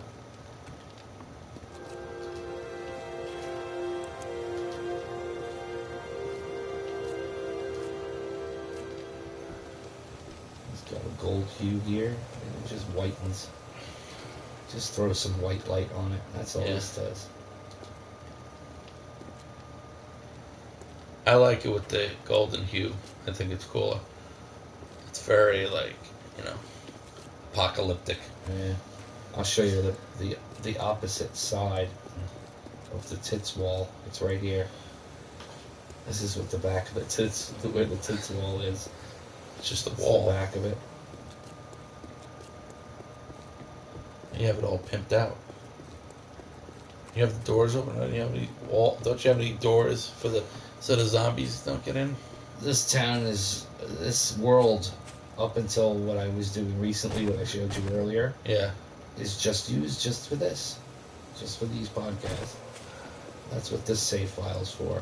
However, I did build some stuff here that I showed you earlier that I'm going to be using on the other show. Cool. So when we do that show, we'll just avoid this town. I'm going to keep this town as this. But eventually the zombies are going to get turned on. Titsville, So one of our future shows, we'll have there'll be zombies around. So nice. I'm going to have to fortify myself up here to make it so they can't get me. Oh, that'd be dope. And I'll just be walking around. Yeah. Probably breaking up the fucking sign. Nice. That would be dope. Oh, let's see that tits point of view. Yeah. Oh, let me get that one. That one's good. Did already. This is the original. Let me get another one. I like it. I don't know. The color looks good. Tits. Talking tits. We're talking tits.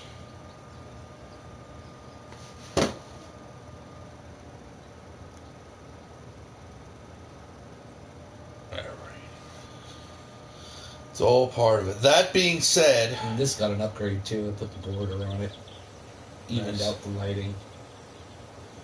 No, it looks good, man.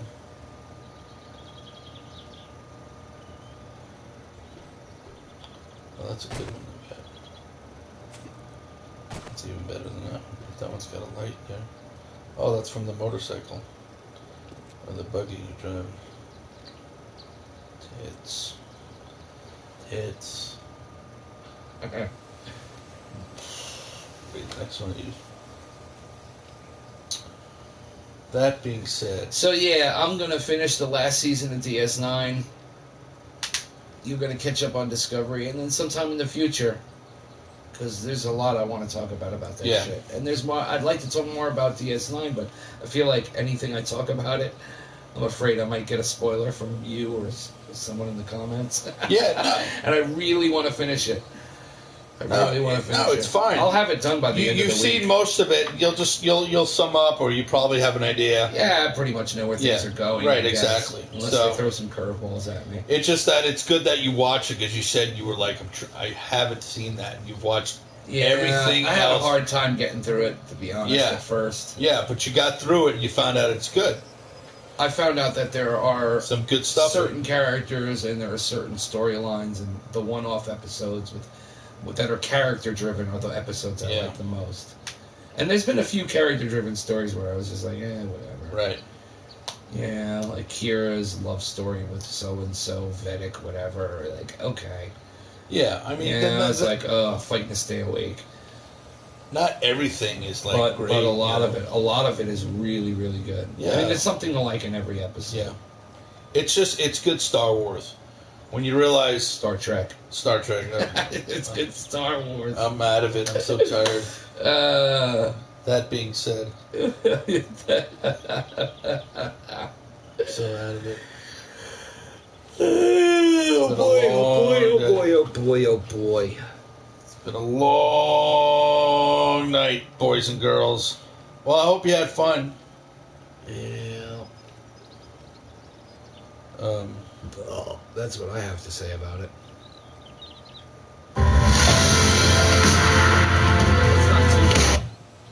Jesus, Rob. Sorry about that.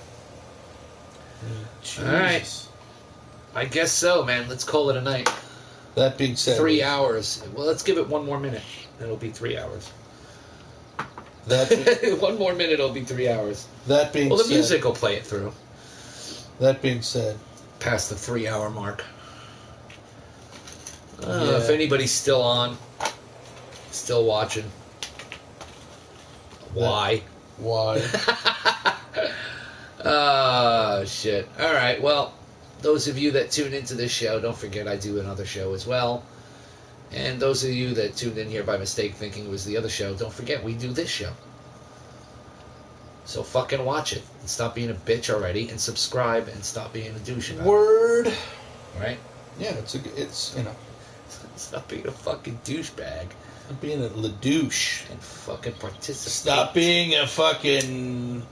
a dude. Ladouche. Yeah, stop being a fucking laboof, alright? Yeah, don't be a laboof. So with that being said, Greg? That being said... Have a good night, everybody. See ya, and may the Force be with you.